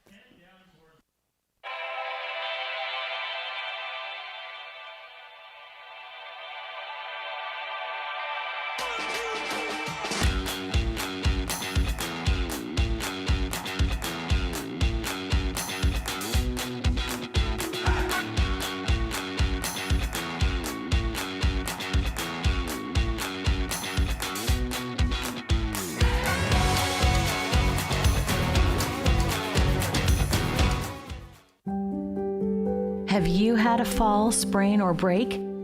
Skip the emergency room and go straight to the experts, Proliance Pacific Rim orthopedic surgeons. With walk-in, same-day orthopedic care, you won't have to wait for the treatment you need. And to better serve our community, we've extended our walk-in clinic hours, 1 to 8 p.m. Monday through Friday and 9 a.m. to 5 p.m. on Saturdays. Proliance Pacific Rim orthopedic surgeons. Need a break from everything? Escape to a place where anything is possible and the fun never stops. At Silver Reef Casino Resort, you'll discover world-class dining, championship caliber golf, a full sports book and bar, over 1,000 top-rated slots and table games, and so much more. Come join the fun and see why we've been consistently rated one of the region's top destinations. Visit silverreefcasino.com to book your stay and discover all the exciting events and promotions we have in store for you. Silver Reef Casino Resort, located off I-5, exit 260. At Judd & Black, great value comes with expert assistance. We're your hometown appliance store, where you can expect top-notch service and a wide selection of quality brands. When you walk into a Judd & Black showroom, you can expect to see a very friendly face that's ready to help and figure out what you need. Enjoy a shopping experience big box stores can't offer. Talk to an appliance expert at your hometown appliance store for over 85 years. Judd & Black. Into the 8th inning in Bellingham, and your Bells here at home have a new pitcher. It is going to be Cole Laubach pitching for the 4th time this summer. Cole Laubach, along with Charlie Decker coming out of the bullpen, a guy that we're used to seeing start. Laubach, 2 straight starts for him as a Bell, but now we will see him out of the bullpen. First time since July 7th pitching when he tossed 3 innings against the Northwest Star Nighthawks in a 5-1 win. Laubach will throw here in the top of the 8th. Probably going to go the final 2, you'd think. Through 3 appearances, he's tossed 8 innings of work, averaging just over 2. We're set for 2 more final frames here, with 11-4 the lead for Bellingham entering the top of the 8th inning. And it's Buckner fouling off the first pitch for a strike. The first baseman has gone 0 of 3 with a strikeout, ground out into a double play and a fly out to center field. Facing off against Laubach, the right-handed pitcher, who so far through 8 innings has allowed a ERA of 6.75 through that time. 7 strikeouts for the right-hander. Ground ball on the second pitch to the left side is foul by Buckner to go down 0-2 against Laubach. Laubach, a freshman from UC Santa Barbara, coming off just 2 appearances for them. Inning and 2/3 pitch for him, had 1 strikeout in that time. 0-2 against his first batter in the inning, and he gets the strikeout. Swing and miss, down for the first out in the 8th. Charlie Decker finishes 2 2/3 innings of relief, picks up 4 strikeouts, but allows 3 walks and 5 hits for 3 runs. With all that, though, Decker would be in line for the win should the score keep Bellingham in front. Right now, a 7-run cushion for them, chasing 5 more outs.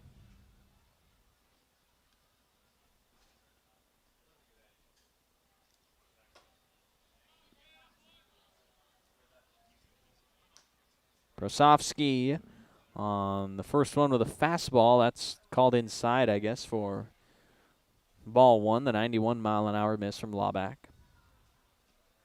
That one low, well below the zone.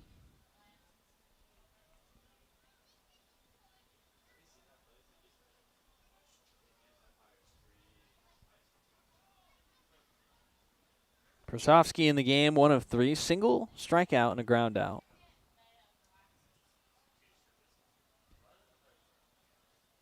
Two 2-0 pitch from the right-hander home. A wide miss, and now 3-0 with 1 out in the 8th. Laubach has allowed just 1 walk through 8 innings. It's been the 14 hits that have hurt him.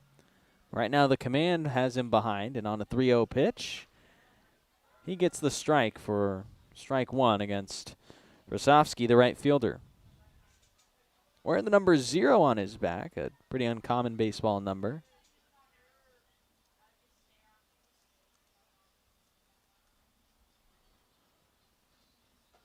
That breaking pitch is strike 1 out of the glove of Moss, but in the zone.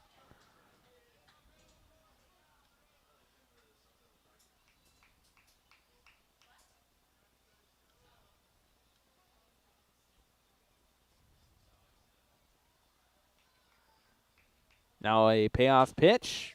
Grounded up the middle, and that'll be just a weak ground ball for a base hit for Prosofsky. Current Major League players that wear the number 0. Luisangel Acuna of the Chicago White Sox, Drew Gilbert of the San Francisco Giants, Starling Marte, Kansas City Royals, Bryce Matthews of the Houston Astros, and Ronnie Mauricio of the New York Mets.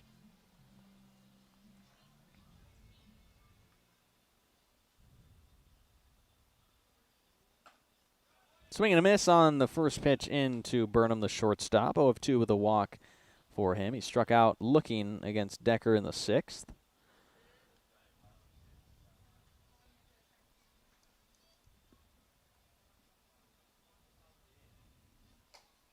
Breaking pitch from Laubach is strike 2. 0-2 start to the at-bat against the shortstop for Kelowna. Man at first with the Falcons trailing by 7 in the top of the 8th.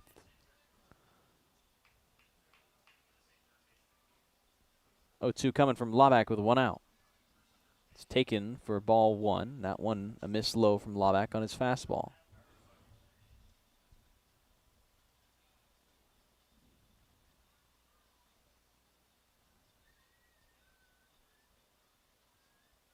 One, 2 from the right-hander. Foul tipped. Just a piece of it to avoid a strikeout, but still down in the count. Ball and 2 strikes. Falcons and Bells both entered this game 24-15, tied for second in the West Coast League's North Division. It's been the Bells tonight holding an 11-4 lead right now. Started as a blowout with the Bells going up 10-0 early. Just 1 run to the Falcons' last 4, though, as there's a swing and a miss for Burnham. He goes down on strikes. Second strikeout for Laubach in the 8th. Now 2 outs for the bottom of the order hitter, Ashton Graff Rowe. Single hit by pitch and a ground out for second baseman, turned into third baseman on defense for the Falcons.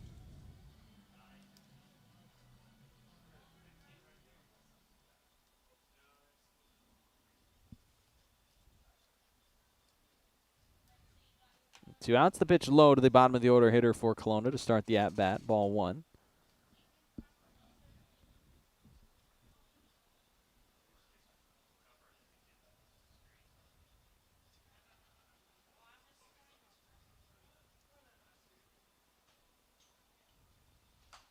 One and 0, and that'll be a swinging strike with the check swing around from Graff Rowe. Singled and scored in the 5th. Hit by a pitch and stole a base, but was left on in the 3rd. Led off the 7th inning on a ground out. Now batting with 2 outs and a runner at first here in the 8th.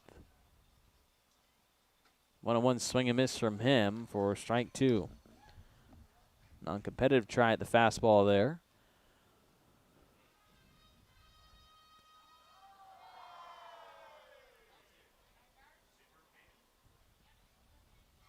Already 2 punch-outs in the inning for Laubach, his first in relief.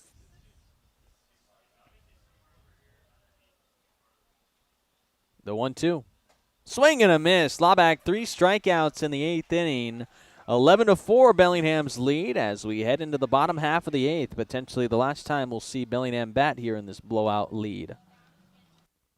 What's up, Bells fans? Dr. Amar here from Everstrong Therapy, the sports and performance physical therapists and rehab professionals right here in Bellingham. We are so proud to continue being the official training and rehab partner of the Bellingham Bells, making sure our boys are safe and moving their best throughout the season. So remember, when you're ready to rehab like a professional athlete, come see us at Everstrong and we'll see you soon. Thanks so much, stay Everstrong, and go Bells.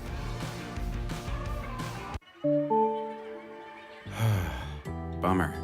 This never happens at a convenient time, does it? It's always while you're hustling to meet a deadline or trying to enjoy the game. If only there were a way to outsource this and get back to what you were doing. Well, as a matter of fact, there is. Team Technology is local and employee-owned, balancing ease of access with security and compliance for the cloud and on-premise systems of small and large businesses alike. Connect with Team Technology and see how technology is easier with a team. Puget Sound Energy is thrilled to team up with the Bellingham Bells for Community Wednesdays this season. Every Wednesday home game at Joe Martin Field, PSC and the Bells will celebrate a featured Whatcom County nonprofit with a $2,000 donation. Come out to the ballpark to cheer on the Bells while supporting these amazing organizations that make our community stronger. Together, we're building a better Whatcom County. See you at the field. Go Bells.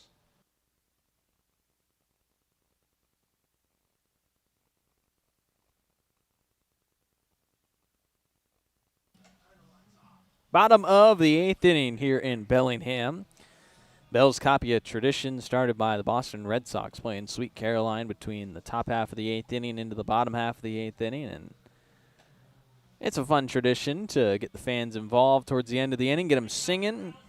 How about the Boston Red Sox? 14 straight wins for Boston after a pretty terrible start to their season. Red Sox have turned it around. It's a historic win streak for Boston, winning their 14th today against the Baltimore Orioles. Here in Bellingham, and it's an 11-4 lead for your Bells, leading by 7 over Kelowna. Hughes to pitch the bottom of the 8th after his 7th inning. Faced the minimum with the help of a double play. Now against Bo Schinkel, he gets the first pitch, a grounder from the center fielder, and McNeil will retire the first Bells batter in the bottom of the 8th.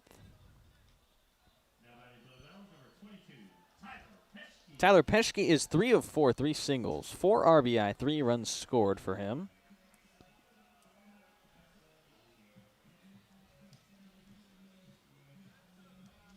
Good night for Bellingham's shortstop.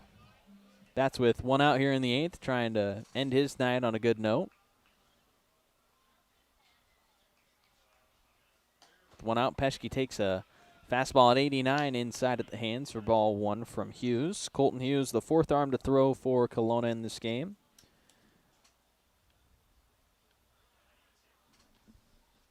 Tomorrow night's game starting at 6:35. As Peschke skies it to left center field. Looks like the outfielder didn't find it, but then Tucker ends up tracking it down and able to make the catch. Tomorrow's starter for Bellingham is Lathan Haywood. Kelowna Falcons looking like they're going to throw Lucas Smith. That should be the matchup in tomorrow's 6:35 game. A Tuesday game, which is always popular with the Bellingham Bells fans. Tuesdays are for the people, presented by People's Bank. You can get 50% off your tickets when you order them online. And then when you're at the ballpark, there's $3 select draft beers, and you also get $2 off your entree meals. Tomorrow is the second to last Tuesday out for the people, with August 4th being the final of the year. So if you haven't made it to the ballpark, a perfect time. You can get those 50% off tickets online. Hughes will step off the rubber after looking in at the sign from Cunningham. Bryce Johnson at the plate with 2 outs, 0-1 on his count. Also a 3-hit night for Johnson. Not as productive, though, as the 3 hits from Peschke. Just 1 RBI produced from Johnson and no runs scored. Now a mound visit by the Falcons catcher Cunningham, who looks to have some signs confused here with Colton Hughes.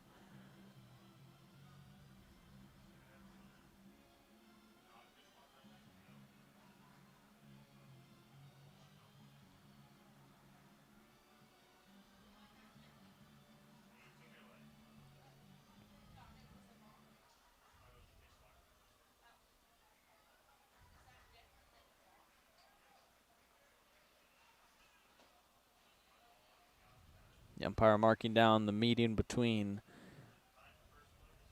the catcher and pitcher.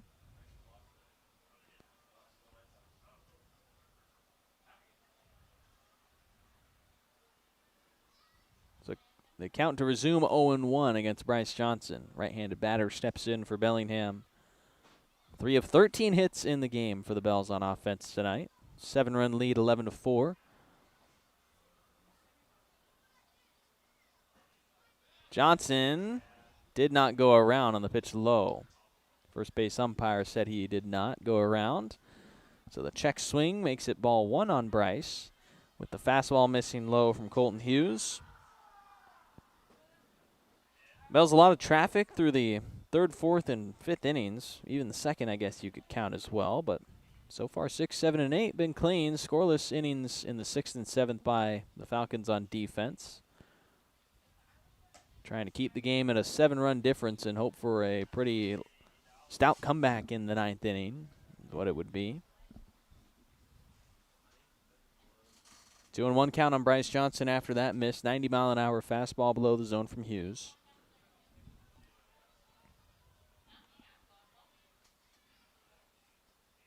Now here's a 2-1. Johnson pops it back foul behind home plate. Strike 2.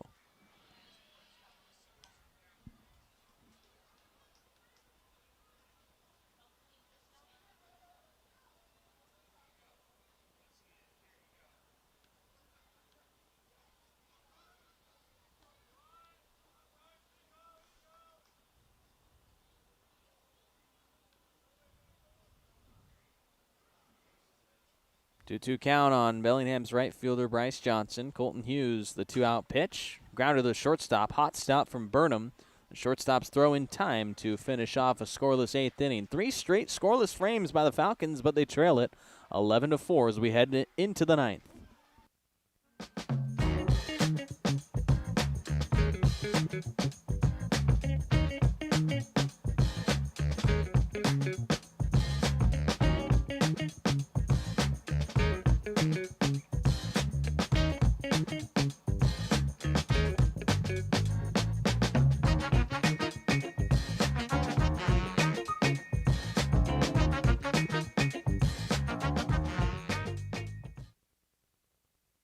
Washington homeowners are saving thousands of dollars on their energy bill by upgrading their home.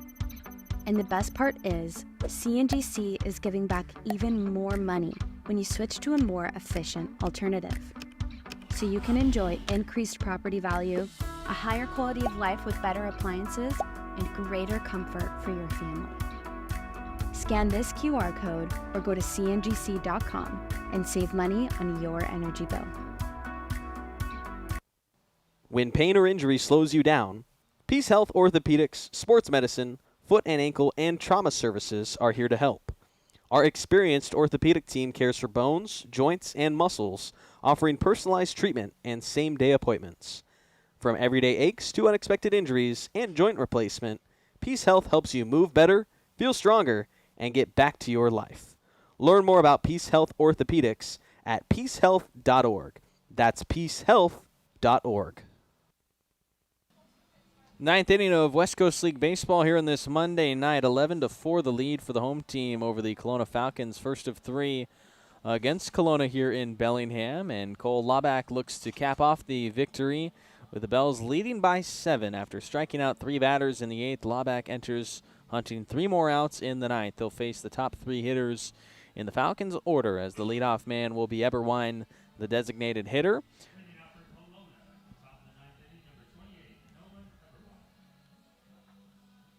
Eberwine, the DH, reached on a walk against Charlie Decker in the 7th and scored as part of the 2-run 7th inning.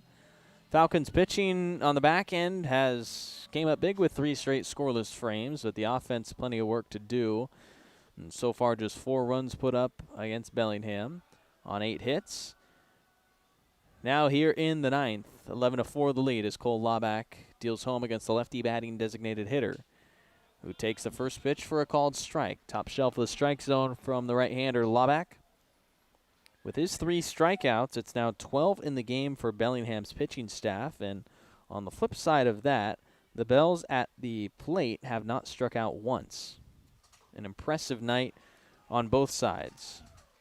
And it's 0-2 to start against Eberwine, who did strike out to lead off this game, going down against the starter Cedric Henderson, who had 5 punch-outs.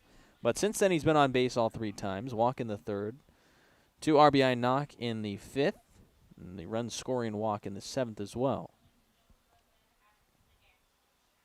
0-2, he lays off wide from Laback for the first ball in the top of the 9th inning. Tomorrow night's 6:35 game here at Joe Martin Field could be the one to decide the series if Bellingham goes on to win this game tonight. And Bells, from this point on, just looking for series wins. If you can win every series, you're going to be in a good spot as far as claiming a postseason berth. That swinging foul tip was out of Moss's glove, so he couldn't squeeze the strikeout. Foul ball keeps it 1-2. Don't necessarily need sweeps, although they do help because you then have that fallback where you can lose a series if you pick up a sweep, and you're still averaging out about 2 of every 3 wins.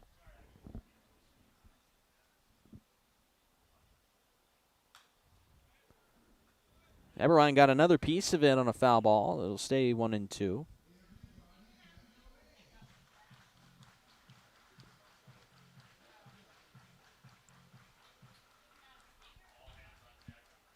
The DH Eberwine trying to start off the 9th inning and spark a miracle comeback for the Falcons here, down by 7. Making it a tough at-bat to start the 9th, but still down 1-2.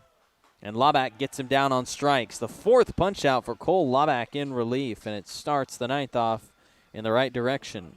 3rd of the way home here in this final frame for Cole Laback and the Bellingham Bells in the series opener against the Kelowna Falcons.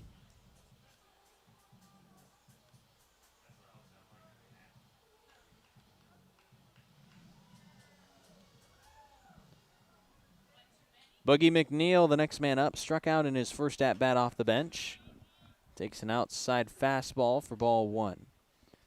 Kelowna sitting at 8-4 in the second half. Bellingham 5-7. Bells well behind the Falcons, but if you're to theorize a potential sweep over Kelowna, that would have them with the same record in the second half. Of course, there's Edmonton and Nanaimo in the mix, who are above Bellingham right now in the second half standings, but getting the majority of wins here over Kelowna is going to be a big factor into the second half for Bellingham as far as trying to salvage it after starting the second half 3-6. Took 2 of 3 against Kamloops, just barely away from a sweep, losing that Friday matchup in a messy game for Bellingham. Still took the series, though, and right now off to a good start in this 3-game set against Kelowna. Game 1 with the 11-4 lead, and Cole Laback missing with ball 2 right now in the 9th inning with 1 out to Boogie McNeil.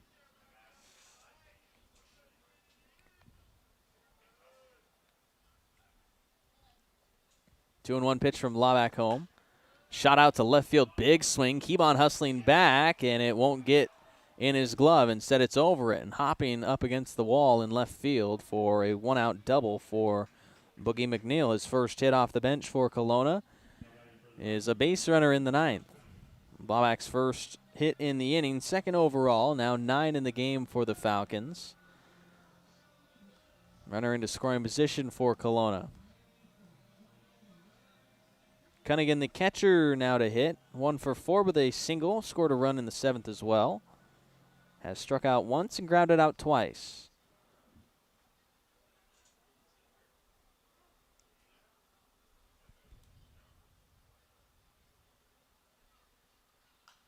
Foul tip on the first one from Laback into the catcher, and it's strike one.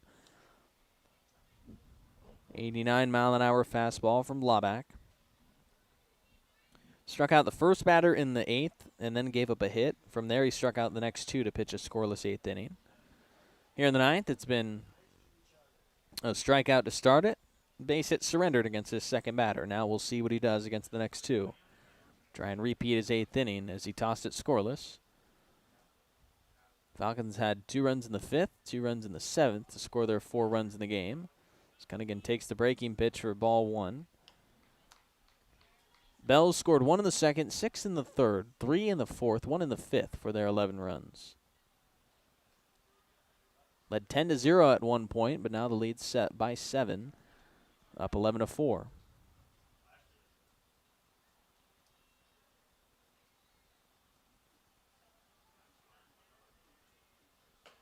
Check swing from Cunningham, and looks like he, oh, wow, did not go around.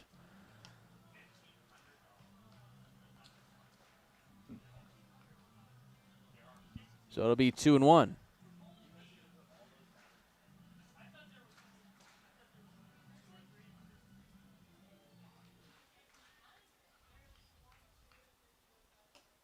Two one, missed inside on the fastball. 3-1 count now.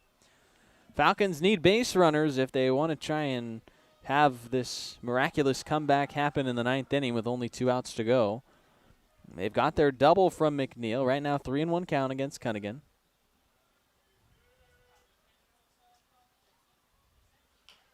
Foul tip for strike 2, and now a full count. Big pitch coming here for Laback. If he wants to get a scoreless 9th inning.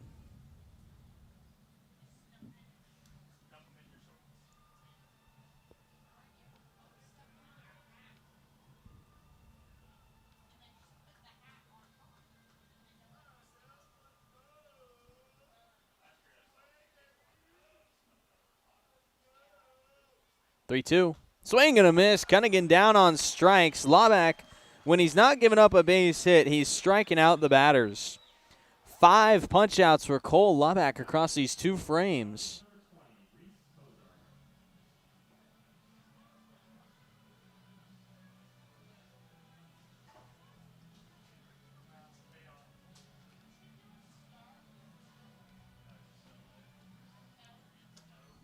Two outs for Reese Kozer. Came up with a 2 RBI double in the 7th. Potentially the last chance for Kelowna tonight. First pitch breaking ball missed for ball 1.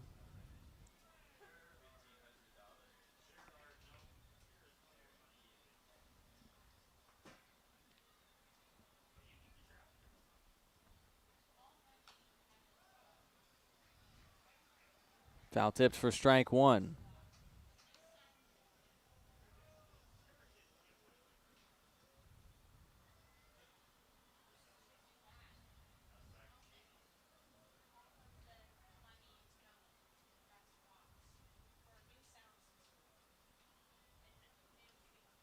Falcons down to their last out as the 1-1 pitch is swung on and missed from Kozar. Now down to their last strike. This left fielder has struck out twice already tonight in a 1-of-4 performance at the plate. 5 strikeouts for Laback already across 5 outs gained. Looking for his 6th to cap off the win. Here's the 1-2. Swing and a foul tip. So close to another strikeout for Laback, but instead a reset and a 1-2 count. Part of the crowd thought that maybe he got it, but it was foul tipped. The double from McNeil has him standing at second, all alone out there for the Falcons, down by 7.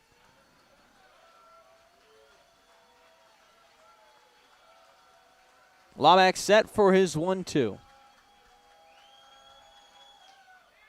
Called for strike 3. Cole Laback, 6 punch-outs for 6 outs gained in relief. And he finishes off The 11-4 victory for the Bellingham Bells, taking down the Kelowna Falcons here in the first game of a 3-game series. What a dominant win for these Bellingham Bells tonight. Not only the offense, but the pitching staff, the approach at the plate. The defense was clean. No errors on defense. 13 hits, 11 runs in. The staff giving up 4 runs, but only allowing, 9 hits and 6 walks. They worked around the traffic well to just allow those 4 runs. And how about the strikeout stuff? 6 from Cole Laubach. That is 15 total by the staff. Laubach finishing 2 frames of relief. Won't be a save or anything, but man, that was an electric close to the game, allowing 2 hits, but only those and stranding both runners that he allowed on base. Bellingham takes the 11-4 lead and takes the 11-4 win tonight and takes the victory in Game 1 over the Kelowna Falcons to improve on the season to 25-15. Kelowna Falcons drop to 24-16. We're going to have our dash for cash here on the field. Some kids are going to try and gain some money out there on the field. It's a fun event. We'll probably still be on the air while they get it going. But we'll be right back with the post-game stats from today's 11-4 win over Kelowna.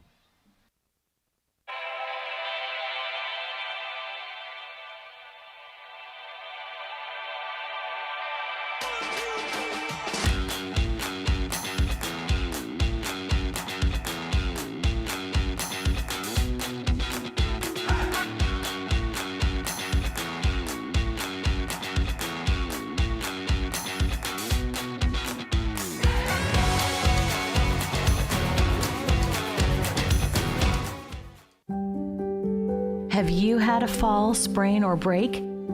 Skip the emergency room and go straight to the experts, Proliance Pacific Rim orthopedic surgeons. With walk-in, same-day orthopedic care, you won't have to wait for the treatment you need. And to better serve our community, we've extended our walk-in clinic hours, 1 to 8 p.m. Monday through Friday and 9 a.m. to 5 p.m. on Saturdays. Proliance Pacific Rim orthopedic surgeons. Need a break from everything? Escape to a place where anything is possible and the fun never stops. At Silver Reef Casino Resort, you'll discover world-class dining, championship caliber golf, a full sports book and bar, over 1,000 top-rated slots and table games, and so much more. Come join the fun and see why we've been consistently rated one of the region's top destinations. Visit silverreefcasino.com to book your stay and discover all the exciting events and promotions we have in store for you. Silver Reef Casino Resort, located off I-5, exit 260. At Judd & Black, great value comes with expert assistance. We're your hometown appliance store where you can expect top-notch service and a wide selection of quality brands. When you walk into a Judd & Black showroom, you can expect to see a very friendly face that's ready to help and figure out what you need. Enjoy a shopping experience big box stores can't offer. Talk to an appliance expert at your hometown appliance store for over 85 years. Judd & Black. Live here in Bellingham, Washington, after an 11-4 win for the Bellingham Bells over the Kelowna Falcons. Let's go through the box score first for the visiting Kelowna Falcons. Nolan Eberwein, the DH, went 1 for 3 at the plate, picked up 2 RBI and scored a run, drawing 2 walks in the game. Boogie McNeil off the bench was 1 of 2 with a double. Josh Cunningham, the catcher, 1 for 5 at the plate with a run scored. Reese Kozar went 1 of 5 with 2 RBI, having a double. Justin Tucker, 2 for 4, picked up a double on 1 of his hits. Caden Prosofsky was 2 of 4 at the plate. Cade Burham scored 1 run, reaching on a walk. Ashton Graff Rowe was 1 of 3 with a run scored as well. The losing pitcher for the Falcons, Keller Bloodworth, takes the loss for Kelowna. And for Bloodworth, that will be his 3rd loss of the year as he drops to now 1-3 on the season. The winning pitcher tonight was Charlie Decker. Picked up the win, his 4th of the year in 2 2/3 inning of relief. Let's look at the box score for the Bellingham Bells. Jaden Jackson drew 2 walks and scored once. KG Atori went 2 of 5 with an RBI and a run scored. Noah Cassie drew a walk and scored. Nate Johnson went 2 of 4 with 2 runs in, also had a walk. Matt Churchill 1 of 3 with an RBI double, also scored with 2 walks to his name. Bo Schinkel went 1 of 4 but had 2 runs and an RBI. Schinkel drawing 1 walk. Tyler Peschke, tonight's Terry Stash State Farm Player of the Game, went 3 for 5, driving in 4 runs and scoring 3 himself as well. Bryce Johnson was 3 of 5 at the plate with an RBI. Dylan Moss 1 of 2 with an RBI double and a walk. Mentioned the win to Charlie Decker through 2 2/3, but Cedric Henderson, a awesome start. 4 1/3 innings pitched for him, allowing just 2 hits and 3 walks while striking out 5. Only allowed 1 earned run that came off of Charlie Decker because it was an inherited runner. Decker went 2 2/3 for the win, allowing 5 hits and 2 walks for 3 runs out of the bullpen, striking out 4. Cole Laubach finished the game with 6 strikeouts across the 8th and 9th innings to earn the victory with 15 Ks for the pitching staff across just 3 pitchers thrown. Looking around the West Coast League tonight, not much action to go along with us, but it was the Kamloops Northpaws taking a road win over the Edmonton Riverhawks. That's a good win for Bellingham when it comes to the standings. We need all the help we can get with Riverhawks, Falcons, Night Owls losing some games in hopes to keep us in the potential running for a second half win. Right now, live in Portland, the makeup game between the Marion Berries and the Portland Pickles. It is an 11-3 lead for the Berries over the Pickles in the bottom of the 7th as they look to take down Portland. Tomorrow, the West Coast League will have a full slate of games as we're going to be playing on a usual Tuesday night. This is a rare Monday game, but Bell's got it done despite the untraditional style of it. 6:35 tomorrow, the Bells host the Kelowna Falcons, looking to take this series, and the rest of the West Coast League also playing along. Right now, a glance at the West Coast League standings sees the Bellingham Bells sitting at 2nd in the North Division overall, 25-15 in front of the Kelowna Falcons at 24-16. Nanaimo was 23 or is 23-19 right now, sitting at 4th in the North. Edmonton dropping to 21-20. For 5th, Victoria at 19-20 behind them, with Kamloops 17-24 and Port Angeles 10-29. Down south, it's the Walla Walla Sweets leading the South, 25 wins to 17 losses. The Ridgefield Raptors are 22-17. The Portland Pickles 20 and what it looks like is going to be 19, with Corvallis that same record. Yakima Valley at 18-21 sits at 5th in the South, with the Marion Berries 16-23 behind them. The Bend Elks 15-24, tied for last in the South with the Springfield Drifters. You know, I'm trying to stay on the air here because this is such a fun event that we have. It's the Dash for Cash, and what it is basically is we invite all these kids onto the field. They're not there yet because they're going to go crazy probably, but they're spreading across a bunch of players across the field. They've got money in their hands. Team photographer Melody Young is running around because every player wants their funny picture with cash holding cash and wants their swaggy pictures that they can put on their Instagram. But waiting to get some kids here on the field, and it really turns into the kind of a madhouse dash for it. I mean, it is a dash for cash. I mean, it looks like the Bells are playing defense right now. We got 3 guys in the outfield and 6 guys in the infield. Most of the bench has gone home, but some of the guys that wanted to stick around and throw the cash are out there. I know they got money guns, but they also just got players holding wads of cash. Why can't I go out there? I could use some spare cash. It's a kid's thing, though, which is so fun. Imagine being a kid and, hey, you get to come watch the Bells, and then after they win, you're going to get to go on the field. Not run the bases. That's fun that teams do that. But, no, you don't just get to run the bases. You get to try and get yourself some money. And, man, there is a swarm of kids headed onto the field out in left field. I mean, just props to the staff here at the Bellingham Bells for being able to corral all these guys. Lexi Parhost, Stephanie Morell out there as well. Haley McGee is out there trying to keep everyone organized. A lot of kids. I just want to see him throw the money. What a perfect way to celebrate a win. It'd be a much sadder if we were here after, losing, say the score is flipped 11-4 and now the players are all out there depressed thinking, oh man, we just lost a big game against the Falcons. Now we just got to pretend like we're having fun with this money, throwing it around for these kids. But yeah, I'm going to leave the air rolling. We've got to get our stats person out of here. I got to go verify the final box score with her, but enjoy watching this Dash for Cash if you do want to stick around and watch these kids go crazy. Zen Hill, have a good night. We'll see you tomorrow. 6:35, as always, here on the Bellingham Bells YouTube channel.